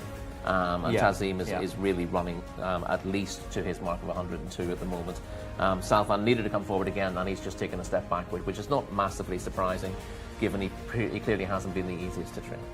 Yeah, this is so good to watch, though, isn't it? The favourite going in again, and that is, 4 wins on the spin for Tarzim, as we come to the final few days of the season here. Now, all 3 leading jockeys have had a winner, of course. Adele's had success, Camille's had success, Mohammed has had success, but we know how close Adele Al-Faradi is to becoming champion. Well, I mean, he's there, isn't he, Rory? He's on 90 winners. He's 11 ahead of Mohammed, who in turn is 3 ahead of Camille. It is over, literally, forget the shouting, it is over. He's not going to be caught with an 11 lead with, what, 2 days and 3 races to come. So we can virtually crown him champion now. Yeah, absolutely. I mean, you might have, if he doesn't get any more rides, Mohammed Al Daham's pretty much going to have to ride every winner that he sits on. Which is, you know, in cards that are as competitive as this, it's pretty much impossible. So let's assume Adel is going to be the champion jockey and stop torturing Mohammed Al Daham. That he might just get there. We won't mention it. Callum won't mention it again. I think it's all very much. Confirmed. Right, let's move on to race number 6. We're back with the maidens. Fillies this time, 3-year-olds. They are going 2,000 metres. Gary. Thank you, now. Yeah, field number 17 this time. Number 1 is Al Mahani, Mohammed Al Habail. 2, Anashid Nawaf Al Mudiani. 3, Bayarek Alaya, Abdullah Al Farouz. Number 4, Eshar is a non-runner. Number 5 is Julieta Abdullah Al Khamis. 6 is Lamayat Sajah Rayan Al Tersh. 7 is Mul Mezam Mohammed Al Nasar. 8 is Nawarat Al Shimal Haid Al Trawisi. 9, Rafrefi Abdullah Al Klinis. 10, Boué Abdullah Al Rafi. 11, Shujaya Abdullah Al Hussein. 12 is Shujaya Nawaf Al Farouz. 13, Tameen Rakan Al Ubaid. 14, Tamir Tariq Al Mansour. 15, Tetaila Abdulaziz Al Faradi. 16, Wardat Al Arib Turki Al Ofi. And 17 is Zakat Al Matar Abdullah Al Saidi.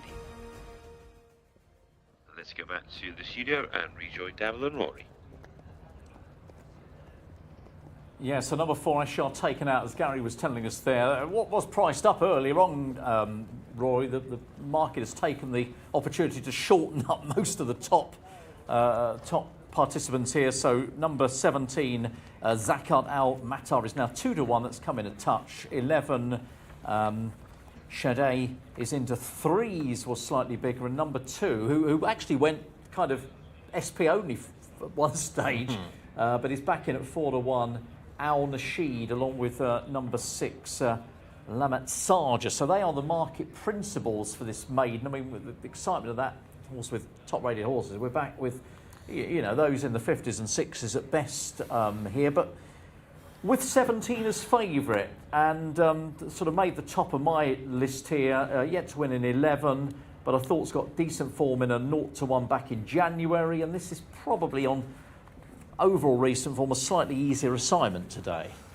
Yeah, I suppose so. I mean, this is not a strong contest at all on paper. Just looking to see what the best last time out position in either. Lamayat Sajra was second last time out. Otherwise, I think the next best run of any of these last time out was 6th. So none of them really come in here in much form, and it's really a case of seeing who's shown the ability to run well in better races. Zakat Al Matar with a rating of 55. I mean, when you say a horse with a rating of 55 stands out, it gives you an idea of the weakness of the race. The last 2 runs on paper don't look particularly good, but she does have the form to go close earlier in the season. She needs to. I mean, I think you can absolutely draw a line under her last 2 runs. She was out of the handicap 2 starts ago in a 0-80, and then she was in an open race last time out over 1,800 metres. Her efforts prior to that give her every chance. The trip's a question mark. She hasn't proven her stamina for 2,000 metres, but this is much more like it in terms of company for her. We see the one Al Mahani misbehaving before the start there. Right, let's go to Callum then. No doubt all eyes across this one, Callum. Yeah, thank you very much, guys. We're just looking at the one, Al Mahani, who makes her second career start today. Now, they've been trying to just get a little bit of water into her mouth, because you can see she's fighting with that tongue strap that she's got on now. If you just focus on her mouth where the tongue strap is, she's been fighting with that. Now, they've been trying to put some water in there using a bottle, but she has hated it, the poor girl. She's gone up on two legs, had a big old rear. Fortunately, she was able to just keep her balance, but it was all a bit touchy-turvy there in the ring, so they've given up with that. I'd be a little bit concerned with how this has gone in the prelims. She looked very well, though. She's only had the one start. She's stepping up to 2,000 today. She doesn't particularly look like a typical 2,000 metre horse, but she's physically ahead of a lot of these maturity-wise, so you can't ignore her totally, and she's quite a good mover. We'll go back to the two here. This is Anna Sheed, who is just coming towards us now. This one makes debut here in Saudi Arabia, and this looks like a typical horse that will want a bit further. She's an intriguing prospect here. I'm just trying to work out really what she is best thing. You might see on your race colour that she's down as a grey. I can confirm she is not. She's definitely a chestnut. She's by Catalina Cruiser. She's not the prettiest of individuals. You can see she's got quite an elongated neck that needs some developing. She's got a very, very petite head on her. A nice back end and a nice shine to the coat. She's got some range of movement. She's carrying a little bit of condition. I think she could come on from this, but personally, she's not blowing me away. She looks nice, but she doesn't look brilliant. That would be my final assessment. Let's look at Bayrak Alalia, I should say, who comes towards us now. I think this horse, she looks much better. She's had a little bit more experience than the others. This is start number 10, but she looks like a racehorse. Bayrak Alalia, she's a nice one here. She's got a rating of 47, which means you've got an awful lot to find on form, but in looks, I put her ahead of the top two. She's handling the prelims really well. You can see how close Nawaf is getting to her. Not a bother on her. She's got the cheek pieces on and the noseband. She carries a very normal snaffle bit. I quite like her here. She's a nice type, and with a rating of 47, I imagine she's very backable in the international market. Let's drop our way back right to the 11. Is the next one we'll take a peek at. Another one who's handling things well. A couple of these getting a bit revved up, including the 7, who's getting more and more revved up as time goes on. The 11 is Jcsa. This is the horse coming towards us now, Saudi-bred Jcsa. She looks really well in her coat, doesn't she? She looks like she's handling everything well. She's not the best of movers, but she looks really, really well. She's only had the 3 starts, started off quite well. Disappointing last time out, but I put a line through that and would suggest she should have a better chance today. She's a nice type. Not your typical 2,000 metre horse, but she looks well. One more to take a peep at is the 14. Jockey already on board. This is Taymir. Just comes towards us now. Liver chestnut with the headgear on. Getting a little bit warm, there's no doubt about it. That would be your only concern. Tariq Al-Mansour on board. He claims 1 kilo. As you can see, she's just getting a bit too revved up for my likings. And guys, in a field which didn't really give me too many Paddock picks, it's the 11 where I'm going. That's going to be my pick of the yard. Thank you very much, Callum. Yes, number 11, Jcsa, who is 3-1. I think that is second choice in the market, ran well over the 1,600 in probably a better race. But that was 2 starts ago, didn't run quite so well. Last time, Zakat Al-Matar is the favourite. It's had 11 starts so far, the 17, so more exposed. I mean, as you say, there's precious few of these are looking as though that they're about to strike gold, but one of them's got to. That's exactly how it stands. I'm inclined to be against the 17, but it's a case of finding what's got a bit of form. Callum was keen on Jcsa, who you mentioned there. She ran okay 2 starts ago, 4th in the maiden. I thought that was probably a weak affair. The easy winner of that, Oliver, stepped up in class and was well beaten on his next start. And I'm not sure that was a particularly strong 1,400 metre maiden. Stepping up a trip last time was beaten 18.5 lengths into 8th of 19. It needs to do a little bit better than that, and is short enough in the betting anyway in terms of what she's achieved. Bayrak Alalia, another one who gets a good mention from Callum, certainly took the eye. There's no doubt about that in the parade, and Callum thought she looked better than most. Not many of these are impressive to look at, and Bayrak Alalia did at least look to be holding her coat and looking in good condition. She was disappointing last time out in a race won by Anna Munifa. Prior to that was fourth in a 0-60 handicap behind Taj Al Fahad. I would have thought a repeat of that would give her a fair chance in what looks like a pretty weak maiden.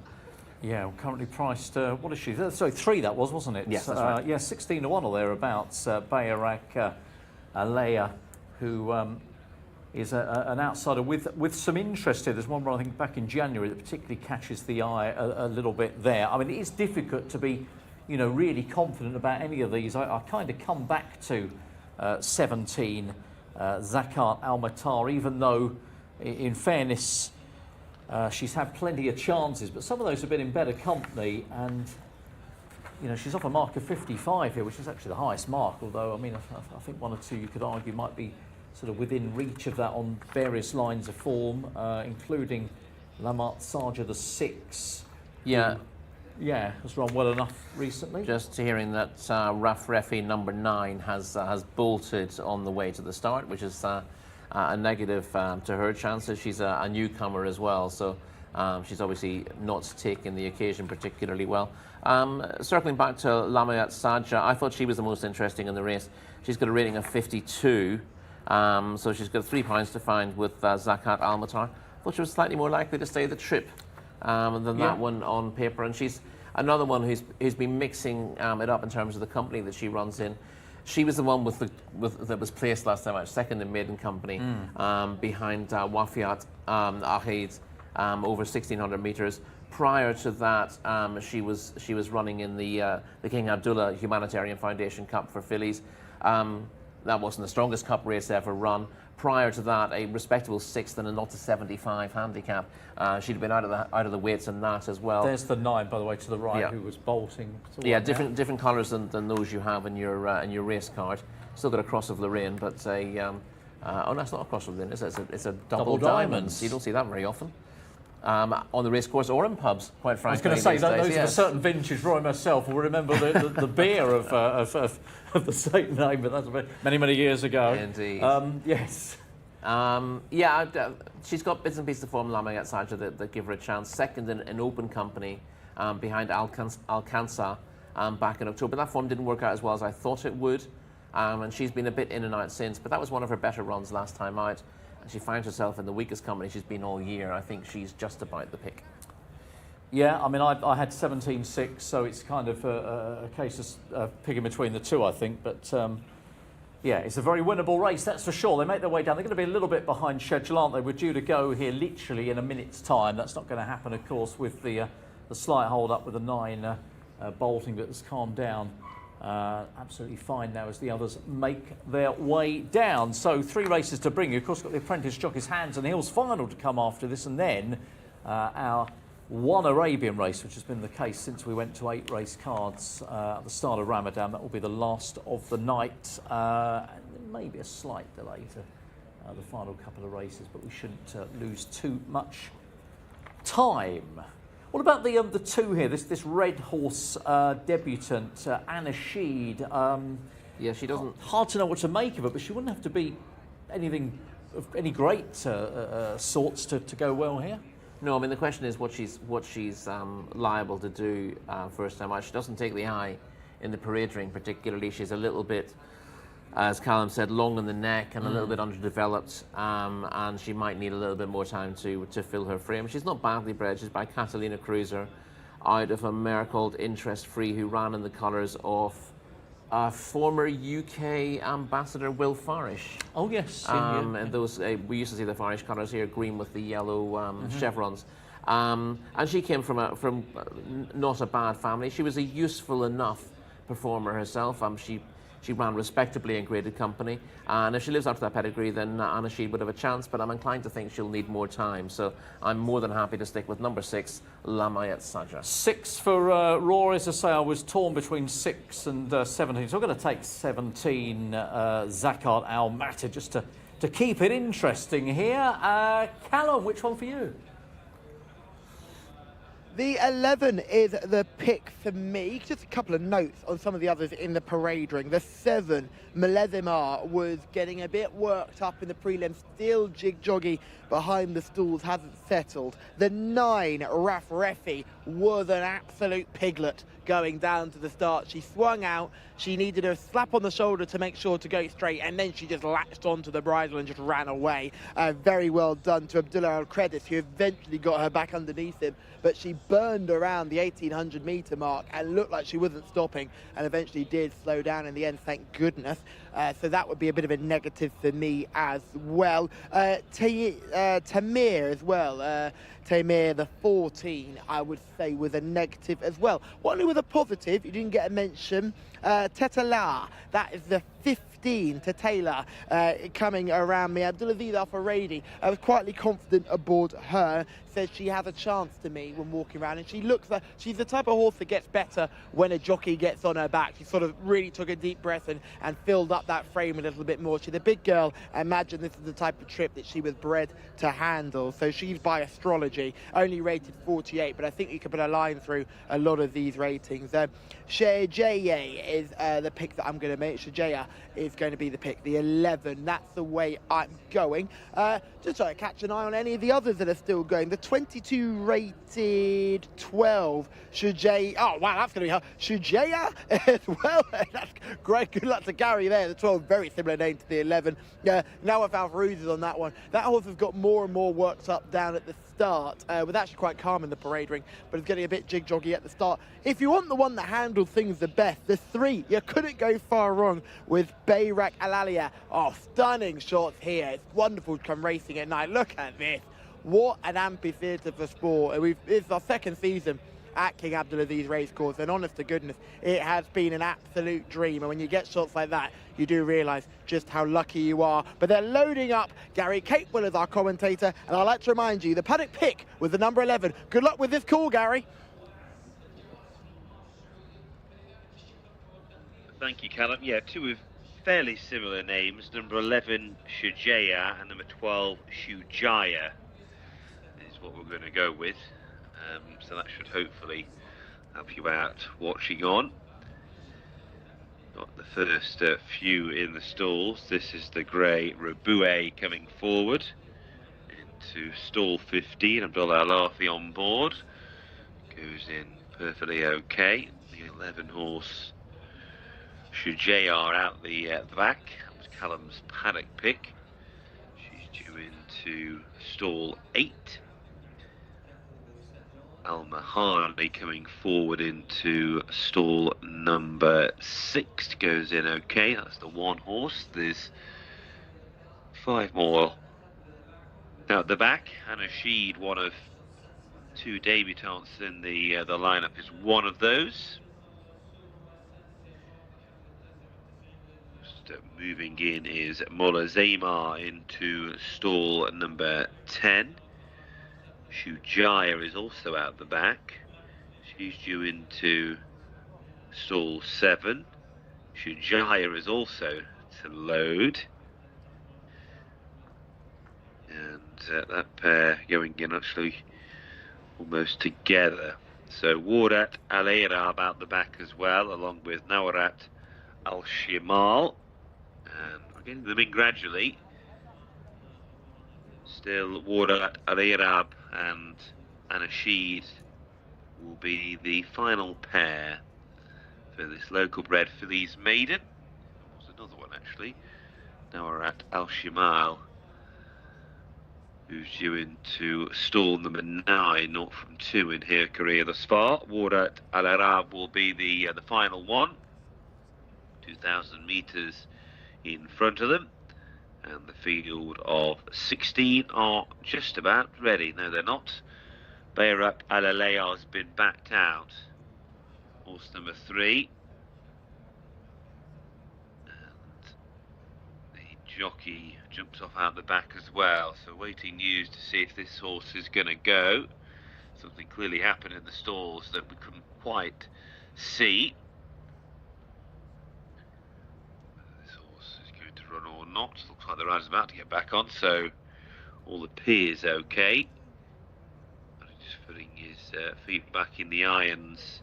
Abdullah Al Farouz going back into stall 14, and we will be ready. Race 6 on the card.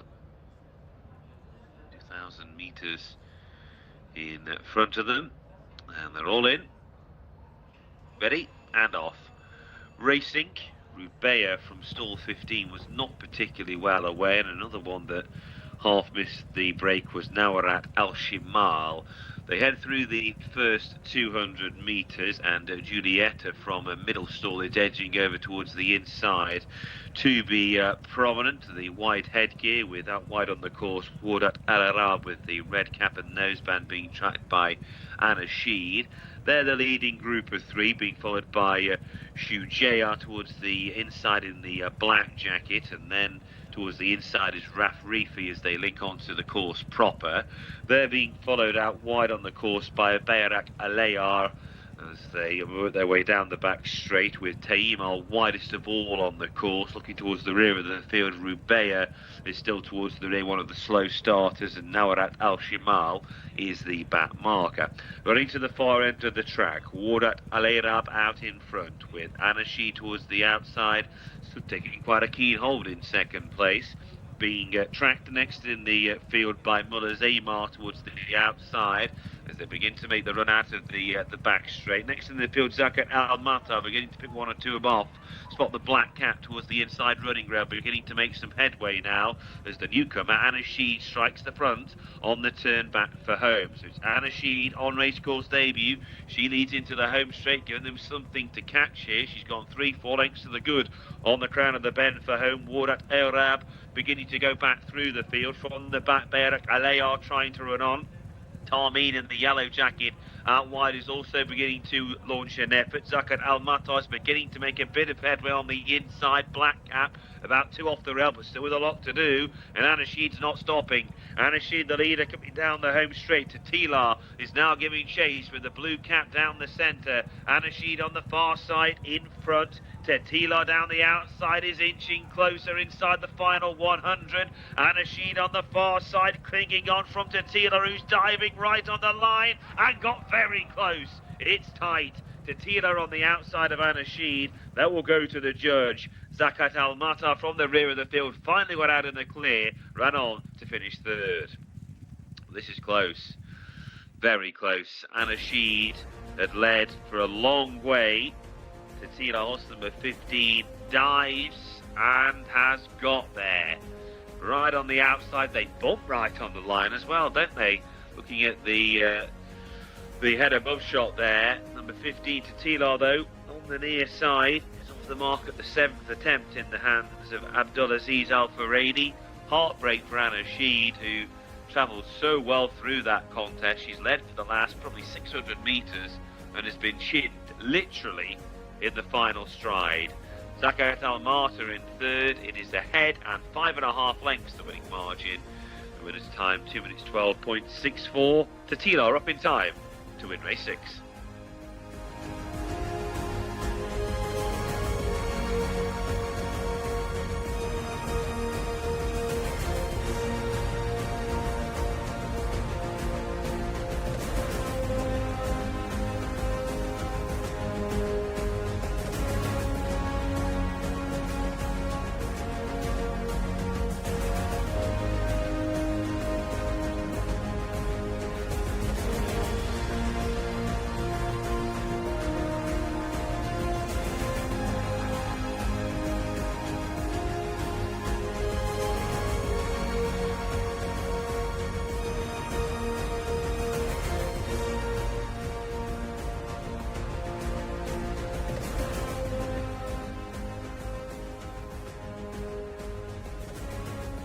Well, it got close, didn't it? But Taylor has got up, as we now know, under Abdulaziz Al Faradi to beat number 2, Anashid, who looked like scoring on debut. Came very close to doing so. 1/100th of a second between them. 17, Zakat Al-Mata got third, and number 6, Lamayat Sarja was in fourth. So it's 15-2, 17 and 6. There was a bit of contact between them, wasn't there?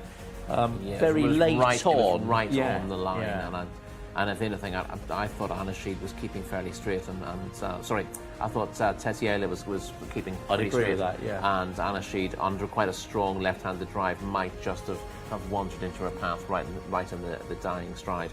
But it hasn't made a difference to the result, which was desperately close. But well, as Callum will tell us, Abdulaziz Al Faradi told us before the start. Callum said he told him his horse had a chance. And as we watch the replay again, we'll see Abdulaziz ready to go before the stalls opened, and making sure that he was where he wanted to be. He obviously didn't get a terrific position earlier on, but he's come home very strongly to take the prize. Yeah, he was in gate number 1, wasn't he? And here we go. Here's the view from above, and as the horse in the red just come off a line here. I mean, it's all very marginal. Yeah, but seems to be coming out more. The body language of the jockey in the second suggests that she's beginning to hang across, but watch the lanes, and she doesn't move an awful lot. She moves slightly on the outside, but the filly on the inside it just comes out a little bit as well. So it's accidental for me. And accidental and incidental. I don't think it made a difference to either of their momentum, because it happened just as they were hitting the line, and it's almost fired both of them forward. So I wouldn't be looking to make a change on the back of this, but because it's so tight, the stewards might want to have a look at it, and they might have a different view. Stewards often do.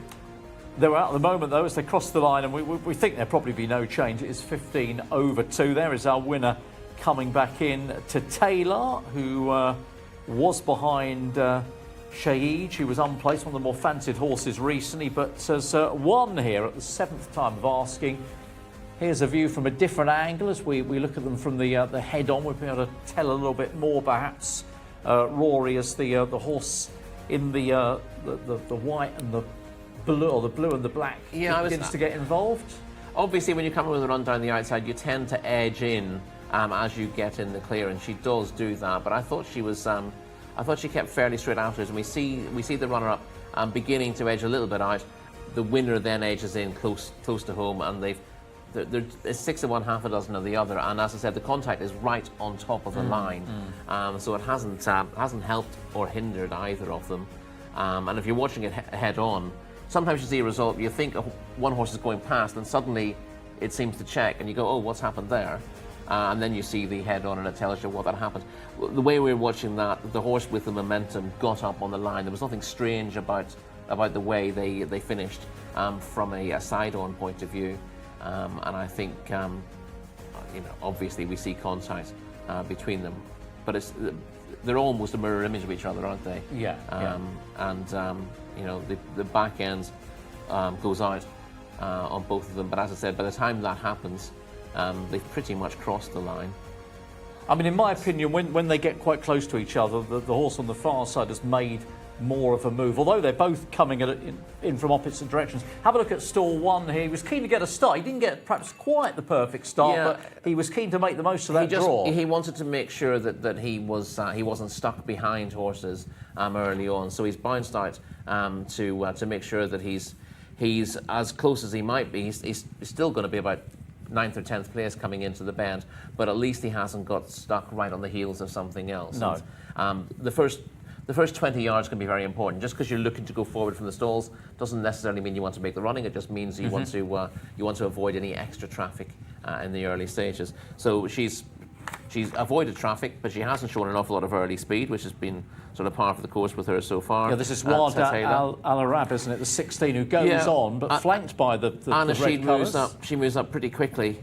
She broke in about 4th place, and she moves up very quickly to challenge Wardat Al Arab. Julieta was the one who probably showed her front briefly in the first furlong. She drops back to 3rd. Raf Refi, again, showed a little bit of speed early on, but she was the one who bolted the post, and she was kind of doing the same thing there, showing that sort of adrenaline speed, but not going through with it. Mulazema, number 7, also showed a degree of early speed, and is probably sitting about 3rd place at this stage before fading a little bit. The winner is coming through at the bottom of the shot now with what looks like a blue stripe on a lighter coloured body, just angling out to avoid the runner on the rail. Just in a pocket here for a few seconds with 3 in front of her. You can't push your way through. No. Just has to wait until That's where Murazema begins to weaken on the inside. She's able to come out now. So she's had to wait to produce that run.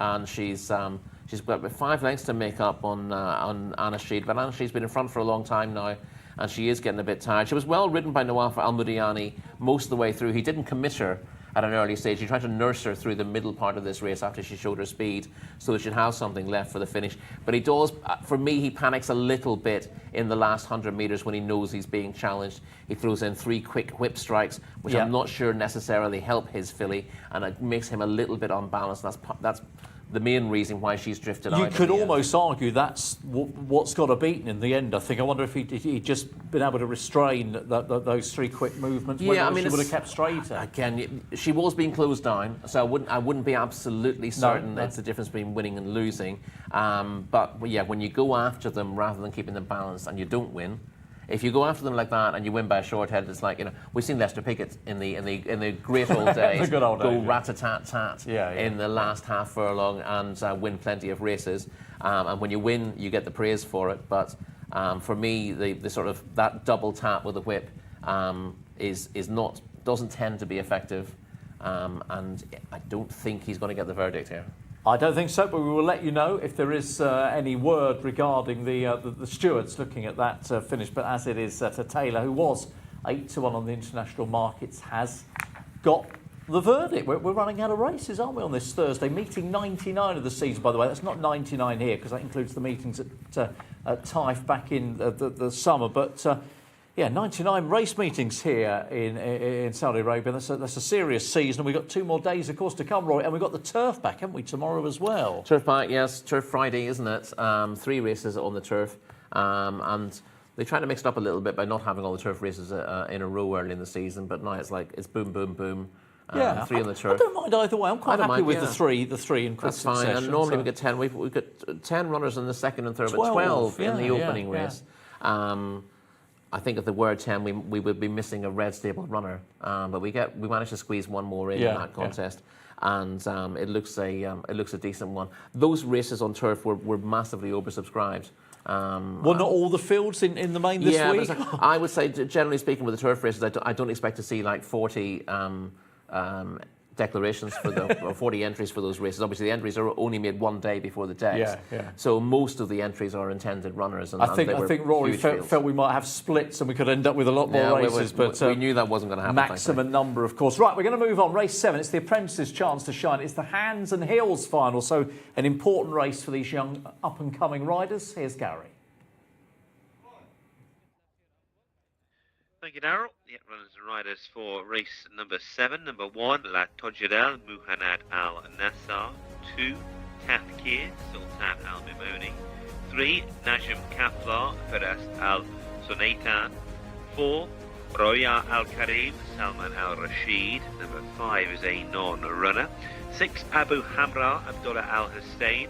7, Abu Shaybar, Rayan Al Tawala.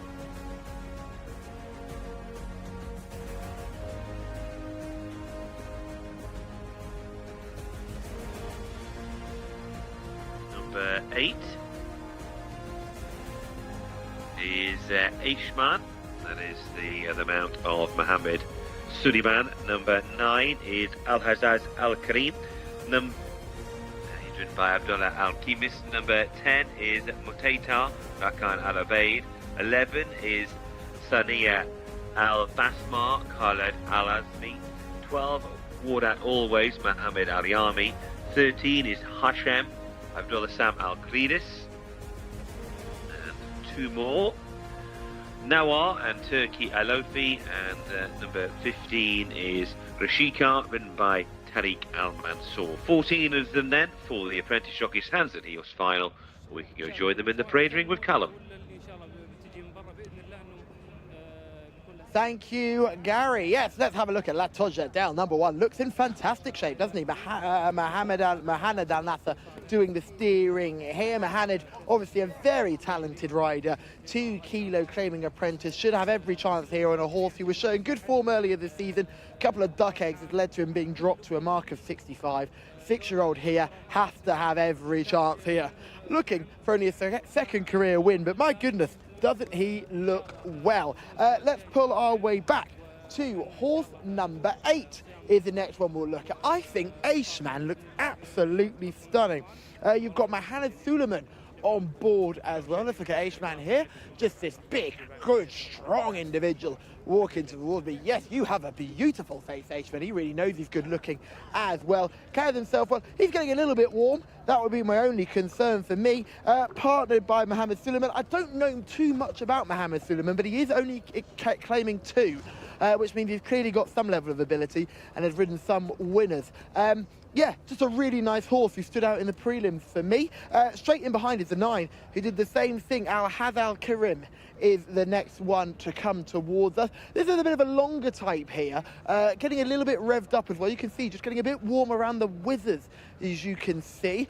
Plenty to go. He's just jibbing a little bit at the bit there, so intriguing to see how this one goes. You're almost thinking that 9 is a bit too keen. I like my horse to be marching around the parade ring. I'm not sure whether I like my horse looking this keen to do the business. The blood is up. The mouth is foaming, the adrenaline is high, maybe just a bit too high. But this horse looks really well in the prelims, maybe just doing a little bit too much. Let's drop back to the 10 here.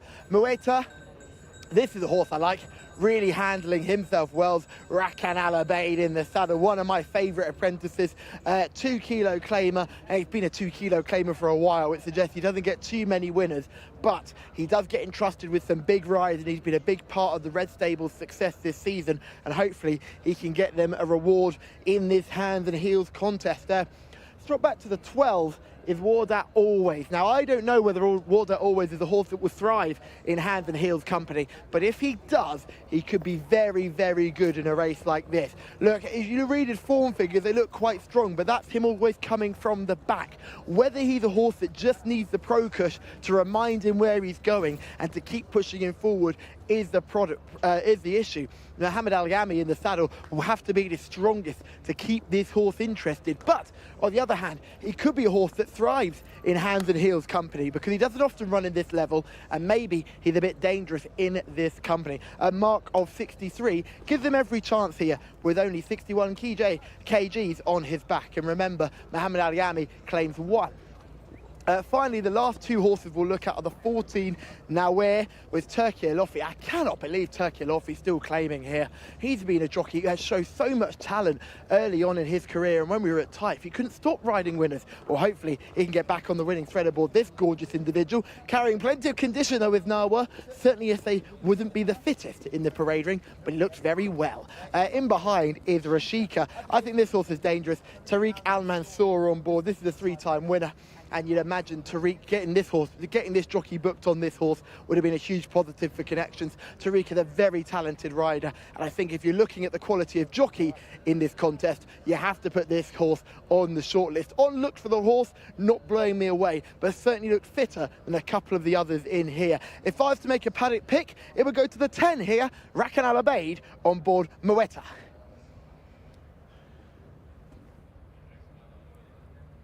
Yeah, Mateta, number 10 on the card, and gets the positive vibes from Callum, 2,000 metre winner back in November, but has just come back onto the card and maybe slightly better handicap now was the case. 5-1 for the Red Stable here. They've also got Nawa the 14 at 11-2, but the favourite is Aishman, who has shortened a touch on the international markets. The 8 horse 7-2 into 3-1. I've got to say, I was steering towards that horse, got the breakthrough and over course and distance last time. I don't think he's badly treated off this revised mark of 63. But again, Rory, you've got a race where there's £3 between the top and the bottom of the handicap. Yeah, and as you said, Aishman is coming here off the back of a course and distance win. That was in a 0-60 handicap. This is a 0-65, and obviously ends up running into half a dozen horses or so that would have been deemed superior to him. But he's one of the few with course and distance form to his name. And that's a big issue. I think a few of these, again, you don't have much of a choice of where you run. No. And a lot of these handicappers, this is the one handicap they can run in this weekend that's suitable. And a few of them will struggle with the 2,400 metre trip, especially those who are getting on their toes beforehand.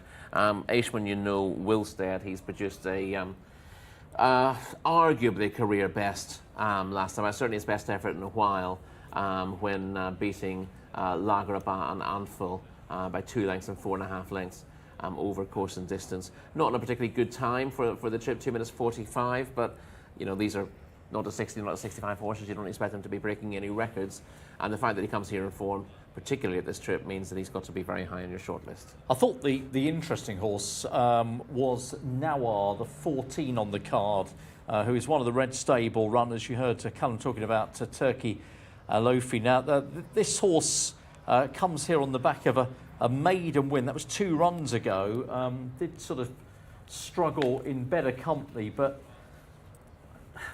probably having got the breakthrough, and he's quite unexposed compared to a lot of these, and maybe could have a little bit of an upside. Yeah, well, I can forgive the last run. The breakthrough effort came over 1,800 metres, and Nawar was dropping back to 1,200 metres last time out, and I think that trip was wholly inadequate. We don't know whether Nawar will stay this trip, but clearly is better at 1,800 metres than shorter, so there is a chance that we will get slightly better form from Nawar now. And as I said, 1,200 metres last time out, but you consider this is twice the distance. Yes. You wouldn't be making judgments on that run. And again, it wouldn't be at all surprising to see this entire step forward again. He's not quite lived up to his pedigree, but just the type of horse maybe to get a bit of confidence from getting a win. And this trip more suitable than the trip from last time. Okay, begin to go in. Let's get those selections locked in. I'm going to take the 8 Aishman. Yeah, I mean, I was much the same. I was trying to find something else, but I couldn't find anything I thought would go well the trip. Callum put in a good word for La Togedel, and I think that could outrun its odds, dropping in class. But number 8, Aishman from me as well. Okay, so 8 for us. Callum, confirm your selection, please. I love the 8, guys. I think he's a great chance, but I'm going to go with the 10. That was just about the Paddock pick. It was tight. The 8 looked fantastic. If you like it, no problems from here. But the 10 is the pick for me. Gary, it's over to you. Yeah, thank you, Callum. The last few coming in for this Apprentice Jockey's Hands and Heels final. 2,400 metres, as already said. Be a long way home for some of these, and now we'll go forward into stall 8, and I think we'll complete the lineup. So we're set to go. View of 14 for the final. Ready?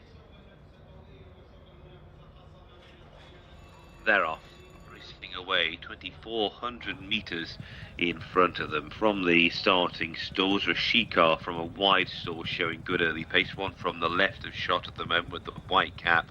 Racing well to the 4. Najm Kaflar towards the inside running rail, also showing pace with the white cap of Nawar, one off the rail, also disputing the running through the early stages, looking towards the back of the field.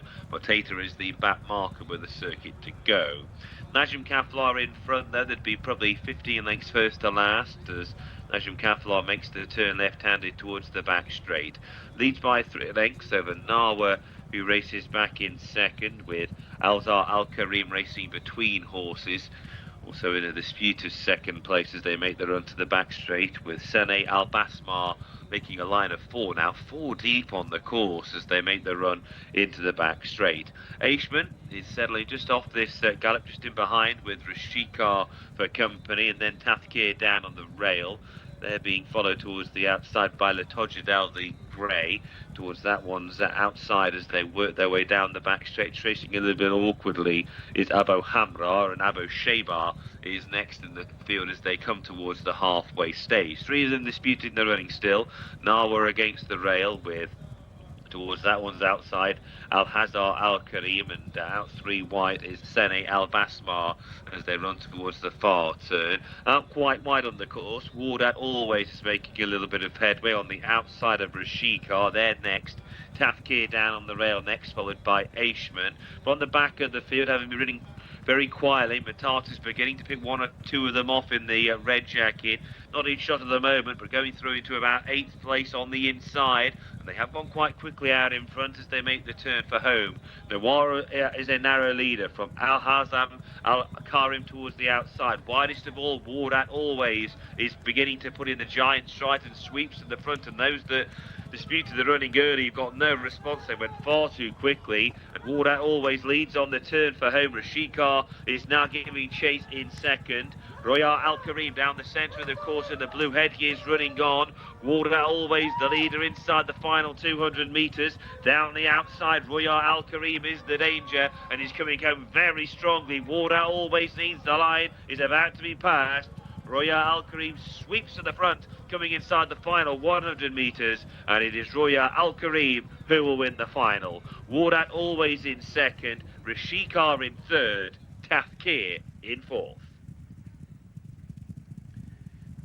Not many got involved, and Royal Al Kareem in the hands of Salman Al Rashid had nothing to do with the very strong early tempo and has come home strongly to head Wardat Always inside the final 100 metres.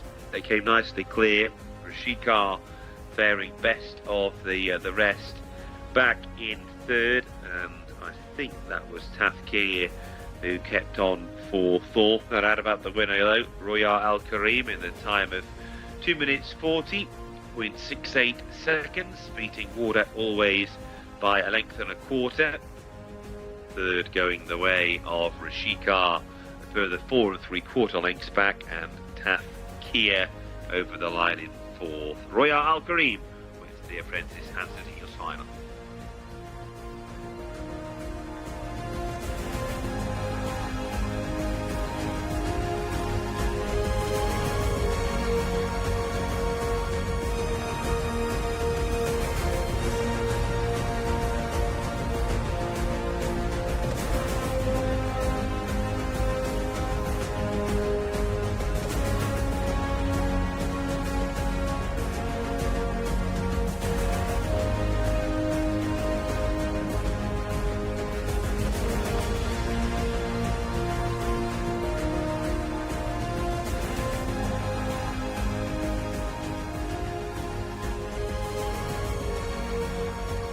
It's Royal Al Kareem who takes this victory under Salman Al Rashid, who has given this horse an absolute perler of a ride. Credit to him and Mohammed Aliami. Mohammed, who was on Wardat Always. This was a typical apprentice jockey's race. They went far too fast in front, and you almost thought Wardat Always, who's famous from coming well off the pace and picking up the pieces, you thought he got given the ride of the day under Mohammed Aliami, but maybe, just maybe, he went too soon. He had to go 4 or 5 wide around the turn, and he had so much horse underneath him, but as soon as they turned into the straight, you knew that Salman Al Rashid, who was aboard Royal Al Kareem, was going to reel him in the end. It was an absolute corker of a finish. Shout out to Salman, who's on board. He's had a very good season this season. He's been chipping away with a few winners since he's been here at King Abdulaziz Racecourse, and this will be a big win for him. He has won the Hands and Heels Apprentice Jockey Final on board Royal Al Kareem, and that is a ride that will live very long in his memory.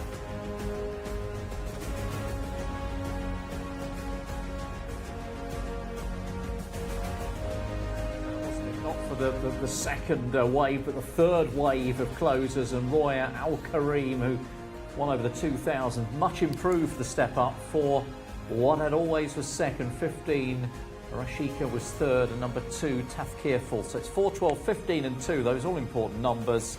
And Royal Al Kareem around about a 6-1 chance, Rory, on the international markets. And yeah, those on the front early realised, I'm sure, very quickly that they'd gone far too quickly. Yeah, and they sort of hooked up as well. That's the thing. Yeah. It wasn't a case of someone setting the pace in a small group going with them. They raced line abreast. And Najim Kafla went on. Then you had Nawar, Sanaya, Al Basma, and Alhaz Al Kareem, all basically racing 3 in line and going 1600 metre pace here. Which wasn't really sustainable. They've then sort of collapsed off the final turn. Some horses trying to come from behind towards the inside had nowhere to go, because those 3 essentially dropped back together, and it was the horses who came wide who got the clear runs into the straight.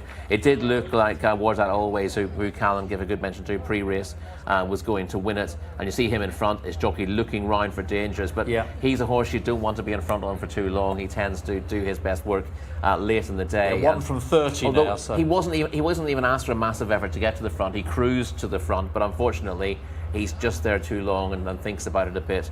Whereas Roya Al Karim under Salman Al Rashid was coming from further back, and just with the perfectly timed run, given how it was run. You see Tath Keir in the red blinkers running on for a rather distant fourth in behind them. I thought our selection Aishman was not unlucky not to win it, but he ended up coming through on the inside and getting caught in the backwash of the horses who weakened. You see a little bit of cheap speed here from Najem Kafla from stall 1 on the inside. And as we said, Nawar in the red colours goes forward as well. Sanaya Al Basma in the red and white colours. And you also had number 9, Alhaz Al Karim, up with the pace as well in the blue and white colours. And they just started pushing on here. The current leader will drop back fairly quickly through the field, but the second, third and fourth, rather than sort of settling in behind, they've started racing. And in a 2400 metre contest, you don't really want to do that. They're all getting each other revved up. Luckily, the rest of the jockeys are happy to let them go. This trio who are going past the initial leader dominate the race for a long way, but at this pace, it's only a matter of time before they fall into the lap of the others. And you have to look back a long way through the field to find the runner-up, who was weighted with Wardad Always. He's in the grey colours with the white cap at the bottom of our picture, and further behind him, not asking for any effort, on Roya Al Karim is Salman Al Rashid, and the way they rode this race was crucial to the finish. It looks like it's taking shape at the moment, but you'd imagine the winning line's coming up in about 3 furlongs. It's almost a test, isn't it? I think in making this a 400 metre race for the apprentices, it's almost adding that extra element of something they've got to bring to the race, because it is a test, and I'm sure those in the chasing pack were absolutely delighted to see how quick those on the front were going, knowing that they were coming back. Yeah, unfortunately, they came back a little bit too quickly for our runner-up Wardad Always. Who looked like he was. I mean, he's now moved into 4th place with his jockey not really having to ask for an effort from him, Muhammad Ali Ame, and he must be thinking, oh, all my birthdays have come at once here, because he's absolutely tanking past them. He just doesn't really want to be in front of this stage. You see at the bottom of the picture there in the white with the green cap, that's Aishman, but he's trying to make his move up the inside as all these horses in front of him are beginning to weaken. The winner comes past him and makes a run through the outside. In fairness, he's got more horse underneath him than Mohammed Suleiman did on Aishman, and now he looks like he's just joined in, doesn't he? Because he's doing his racing at the finish rather than at the start, and Roya Al Karim is about to hit the front in a few strides and comes away to win nicely. Now, the first thing to say is he's flattered by the margins he's beaten some of these horses by. But on the other hand, this is his first try at the trip. He's clearly stayed it very well, and he has got a fairly positive profile. He was a winner over 2,000 metres 2 starts ago, and then 5th over a slightly shorter trip. He's definitely last time. The 2,000 metres suggested he would rather welcome this, and there's the winning rider Salman Al Rashid getting the trophy. Of course, it's an important one to be winning for these up and coming young riders. The Apprentice Hands and Hills final. So well done to Salman. And that's a lovely trophy to have on your mantelpiece as well if you're a young jockey. And he's ridden a very mature race here, so he'll be very, very happy with this day's work. Yeah, we've only got one race to come, which of course is the Arabian race. It's going to be the 8th and final race tonight. It's again 2,400 metres for these purebred Arabians. I mean, in terms of the Arabians here, we've got a couple of rated in excess of 100 in this field. Kasab Al-Ham, the 6, who's 101, and the top horse, Al Hareth, who's going to go off a clear favourite. Now, when you heard the international prices earlier, Rory, in 5-4 as an offer, you were kind of anticipating shorter, I think. He doesn't win that many. He's won 5 times in his career, but if you watch most of his races, he does late work to hit the frame, and if you know, he's a slightly dangerous one to be taking a short price about. But for me, this is the trip that he wants. There aren't that many races that suit him at 2,400 metres. He's normally, I mean, this is an open, but most of the opens he runs in are really strong races. Yes. And he was in Group 1 company last time out. He was in the Abaya Classic. He wasn't entirely disgraced in that, but he didn't have the speed to go with them early on. That's what he lacks. He lacks tactical speed. He tries all day, and he runs every yard to the line. And I can see him labouring a little bit in this race, as he always tends to do, but stepping back up to 2,400 metres. He's only had 2 runs at the trip, first and second in those 2 runs, and the longer trip, the extra distance will suit him down to the ground, and I can see him doing something similar to what our previous winner has done, and come from the clouds to go away and win this in good style. Very unlikely to disagree with you. I think that does look very, very strong form. What about a quick word on Kasab Aldham, the 6 horse? He's rated 101. I mean, was a long way behind the favourite, I think, when they met previously. Although if you go back to this time last year, he was third in a similar race over course and distance. So we know, the form is in the book. But whether, what are we talking, £6 between them, 6 points between them, if you like. I'm not convinced personally the 6 is quite as good as the 1 at the moment. Doesn't really look to be in the same form he was about a year ago, but this is also his easiest task in a while as well. So I'd expect him to be more competitive, but his recent starts just haven't been up to his rating of 101, and he needs to get back to his best to be winning this. OK, so we're steering towards the favourite, but let's get a full list of the runners and riders for the last race of the night, with how many thanks to Gary Capewell.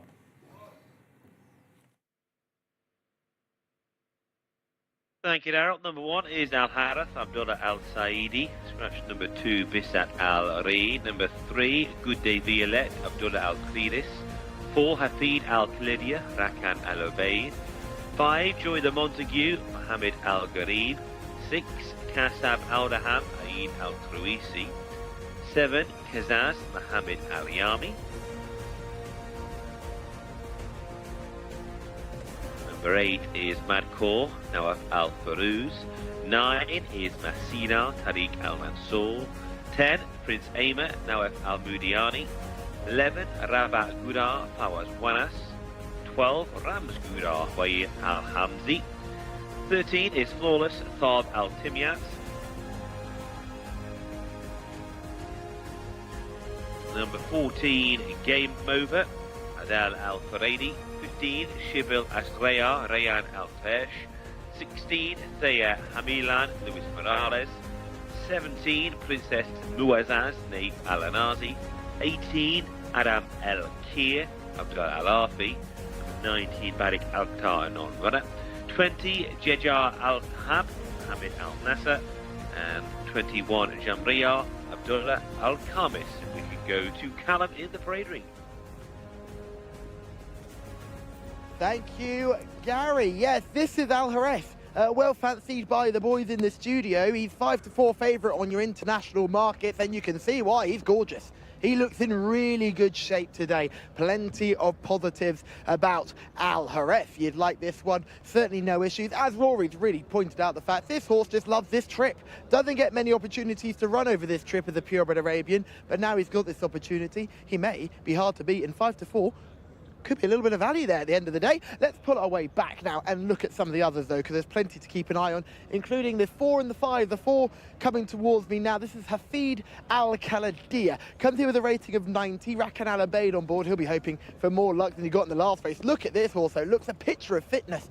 Absolutely red-hot fit here. Almost white individual. So well turned out. Great work by the team who've got this horse looking as well as he is today. He's a 9-year-old now, still in tyre, and you believe it, purebred Arabians, typical of the sort, and he's very nice, and I'll be intrigued to see how he gets on.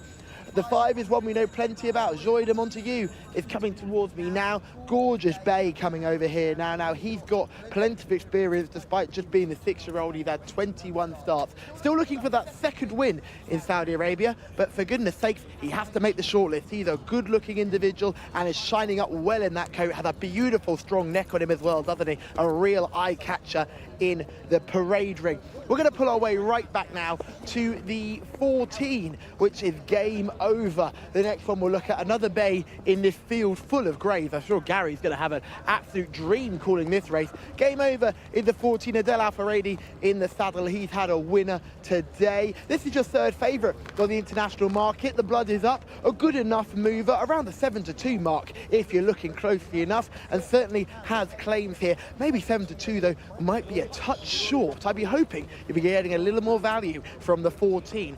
We'll drop back to the 16. This this is the next one, Thea Hamlen. This is an intriguing prospect just because it looks so well. A narrow type, smaller build, not the best form in the book, but certainly one that I couldn't ignore in the parade ring. Quite a bonny little sort, a nice bouncy active walk, as you can see, really does cover the ground as this one moves.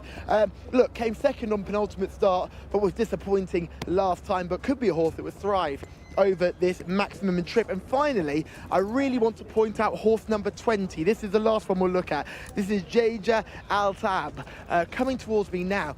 Just looks really, really well. This is a 40-to-1 shot on the international market, but you've got Mohammed Al Nasser on board. I've spoken about his horses quite a bit today. I like him as a jockey, and he's got that 2-kilo claim. I thought this horse just looked really, really well, almost like a thoroughbred, really well turned out, well-muscled individual. As you can see, a little bit of froth around the mouth and that cross noseband on to give Mohammed a little bit more control. But personally, I thought this horse was the second best in the parade ring, but I'm going to be very boring and make Al Hareth the paddock pick.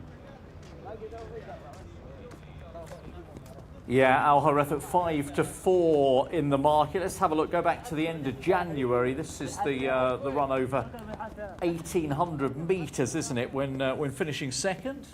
Yeah, I mean it's quite hard work from him, as is often the case with Al Hareth. He just he does his work late in the day and runs on for a creditable second.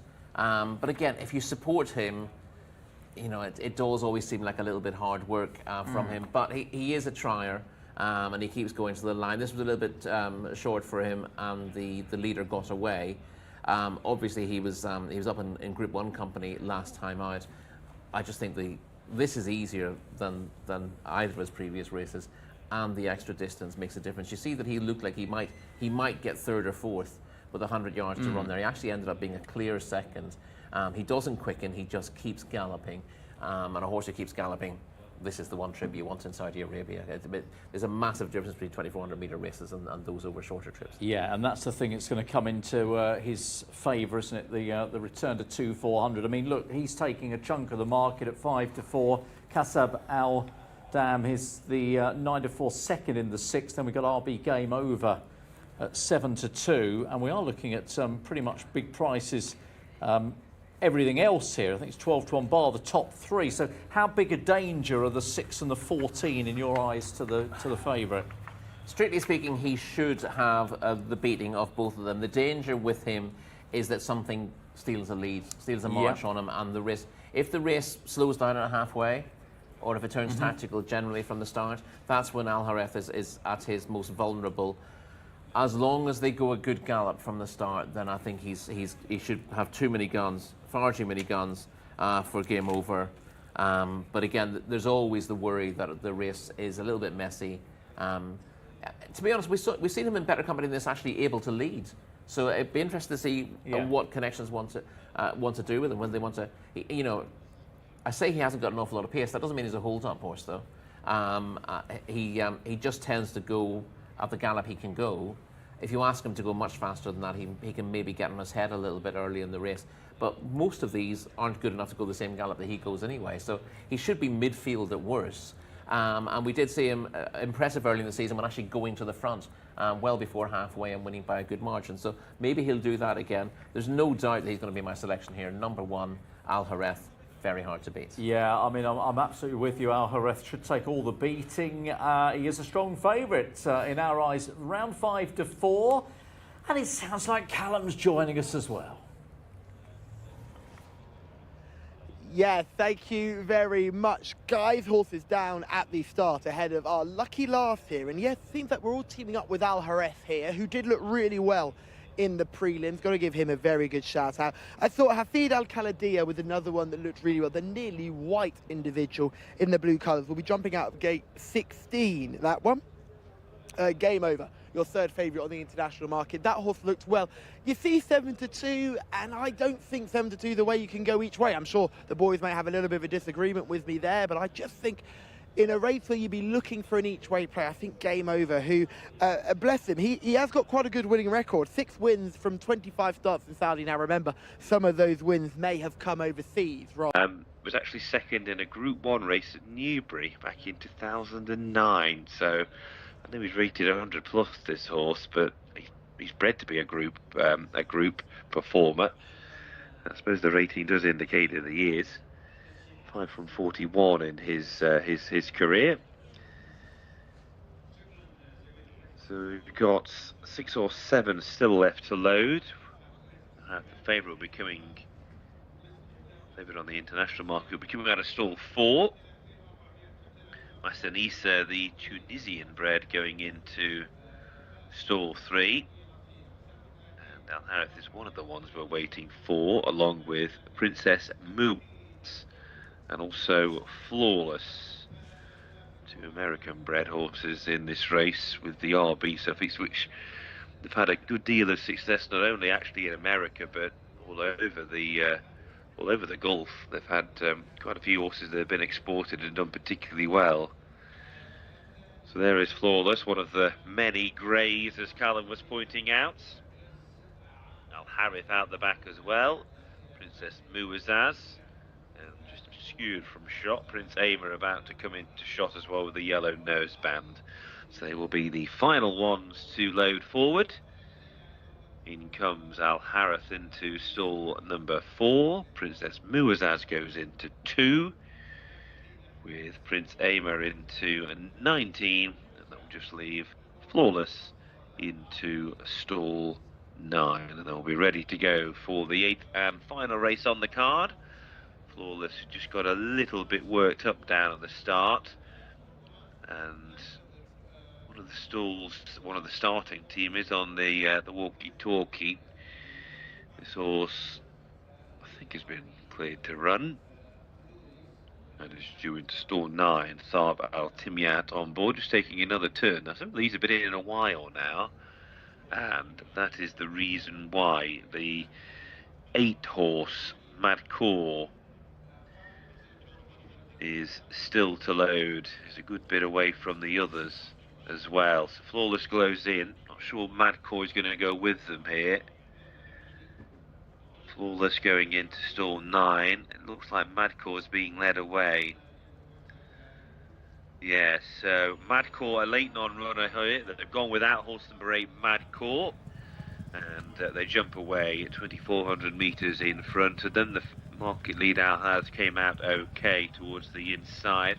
Master Nisa, though, closer to the rail, showing better early pace, and a few out wider showing better early pace as well. Game Over is one of those in the blue cap, and wider out Adam Al-Kir in the yellow headgear is also edging across to dispute the running. So they're the front pair with the circuit to go. Hafid Al-Khalidia settling down in 3rd place, moved down on the rail. Massanisa racing back in 4th, racing just in advance of Thea Hamilan. They're followed by Flawless, and out wider on the course as they make the run towards the back straight is Rams Gudar. Al Harith next in the field, down on the rail, being followed by Good Day Violette, who's racing just in advance of Joy the Montague as they make the run towards the back straight. Princess Muazzaz held up towards the rear of the field. Jejan Al-Dahab is another one that's towards the back, along with Jamriyar. Down the back straight they go, and it's Game Over, who shows narrowly in front, racing on the inside of Adam Al-Kir as they go down the back straight. They're being followed by Hafid Al-Khalidia, who's racing 3 deep of those in 3rd, with Massanisa towards the inside of Flawless next. Al Harith is next in the field, spot the lime green sleeves, racing on the inside of Good Day Violette. Creeping a little bit closer on the inside, running rail, Princess Muazzaz, racing in company with Thea Hamilan, who's closest to the rail, as Game Over is headed now, and also coming under pressure is Adam Al-Kir, and making the run out of the back straight, Hafid Al-Khalidia strikes the front. Hafid Al-Khalidia is the leader, then heading out of the back straight, with Massanisa going through to 2nd. Al Harith between that pair, looking for a bit of racing room. Flawless is next. Good Day Violette's running on, goes into 5th in the red jacket as they make the turn for home. Just over 400 metres left to go. One off the rail. Al Harith now has racing room. Comes the press. Hafid Al-Khalidia against the rail. This pair A few lengths to the good as they make the turn back for home, ahead of Massanisa in third. Good Day Violette is still running on. Another one that's running on from the back of the field is Kazaz right down the centre, but Al Harith has struck for home with just over 200 metres left to go. Al Harith then going on by a couple of lengths, with down the centre of the course giving chase in second place Rabba Gudar, who's going off in pursuit now of the leader Al Harith, but Al Harith is away and gone. Down in grade today, Al Harith's going to make no mistake and take the finale in fine style. Rabba Gudar finishes in second, with Hafid Al Khalidia holding on for third, ahead of Good Day Violette in fourth. Well, down in grade, having run in the Abaya Classic last time out on Saudi Cup night, Al Harith just had to make sure that he got a bit of racing room, Abdullah Al Saidi, on the run out of the back straight. One in the time of 2 minutes 53.07 seconds. He's won by 4.5 lengths as well, ahead of Rabba Gudar in second, Hafid Al Khalidia in third, and Good Day Violette in fourth place. But 4.5 lengths and 3.25 lengths the winning margins. Al Harith wins for the 6th time in his career to take our finale.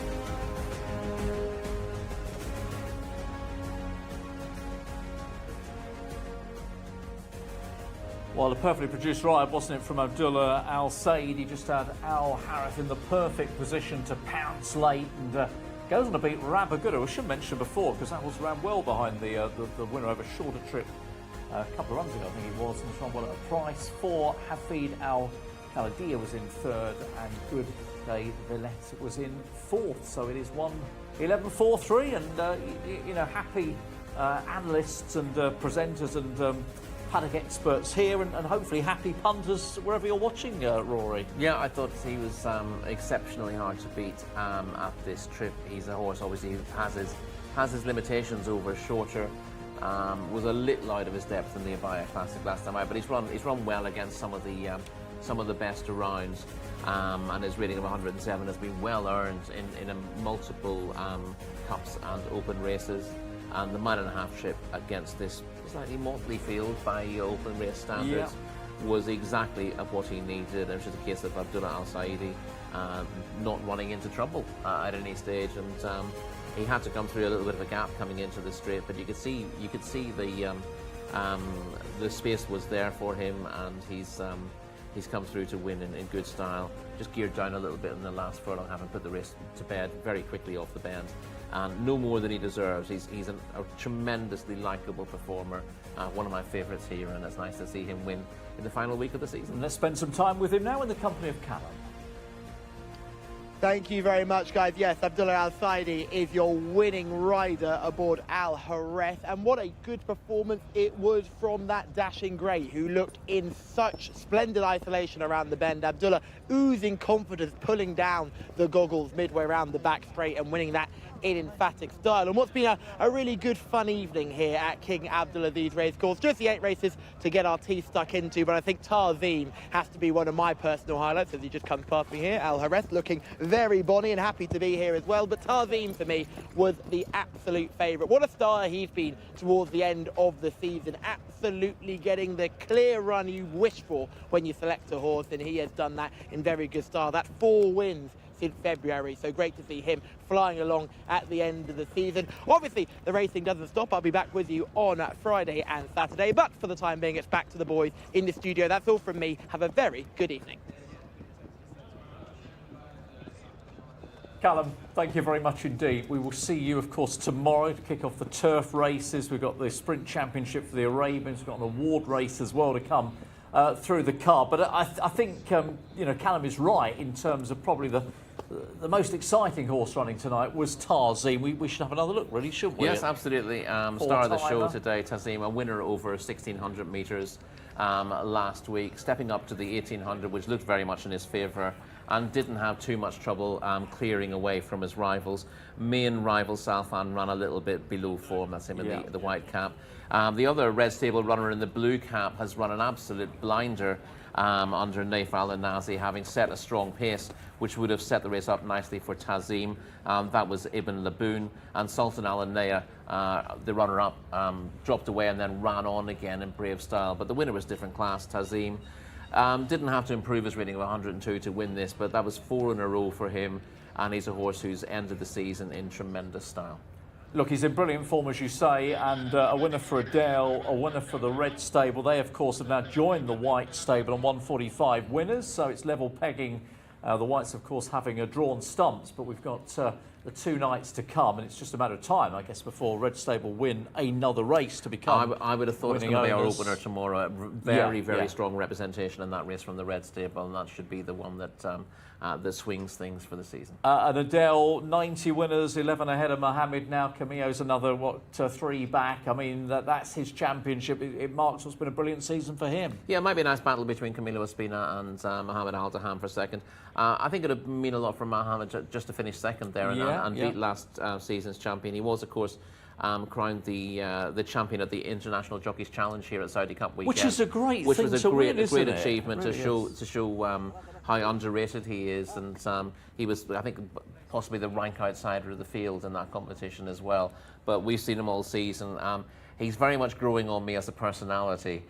In the early days, Callum struggled to get much out of Mohammed Al-Daham, but there's just a little bit of humour creeping through there. And I find him very likeable, and also just a very, very solid jockey, and thriving now with the support of Tamer Al-Dahani as well. Yeah, I mean, Camillo is 3 behind him. Of course, we welcome Camillo back tonight. He'd been off, he'd been suspended, and he came back, of course, with a win. I think it was in the very first race, wasn't it? Race, yeah. He was seen to good effect to win that. Couldn't add to it, but again, it's nice to see Camilo back. It would have been easier for him, I think, to sort of duck out. His stable doesn't have any runners in the last week, and he was serving a ban last week. You know, I think other jockeys might have decided there was a time to take an early holiday, but he's come here to serve his time. And when we speak to him, he talks about how grateful he is to have the position that he has, and how he feels he needs to work for that and show his appreciation. And he is a workhorse. You know, he's been a star here, and you know, he's champion jockey last season. It's very easy for jockeys like that to behave like stars as well, but Camilo, very grounded and very humble when we speak to him as well. Listen, we were lucky enough to come here, or en route to coming here, to spend a little bit of time with the Red Stable team and with Jimmy Jerkins to mark, of course, it's his final week, isn't it, training here before he returns to the States. That was a lovely little bit of time for all of us here, and hopefully you're going to come back and join us for our penultimate day's racing. We've got 3 turf races tomorrow. That's going to kick things off. It's another 8-race card. So Callum, as he says, will be back in the paddock. Rory will be back alongside me to try and pick all those winners. And we'll be here from around about 8:40 local time tomorrow night. We hope you will. Good night.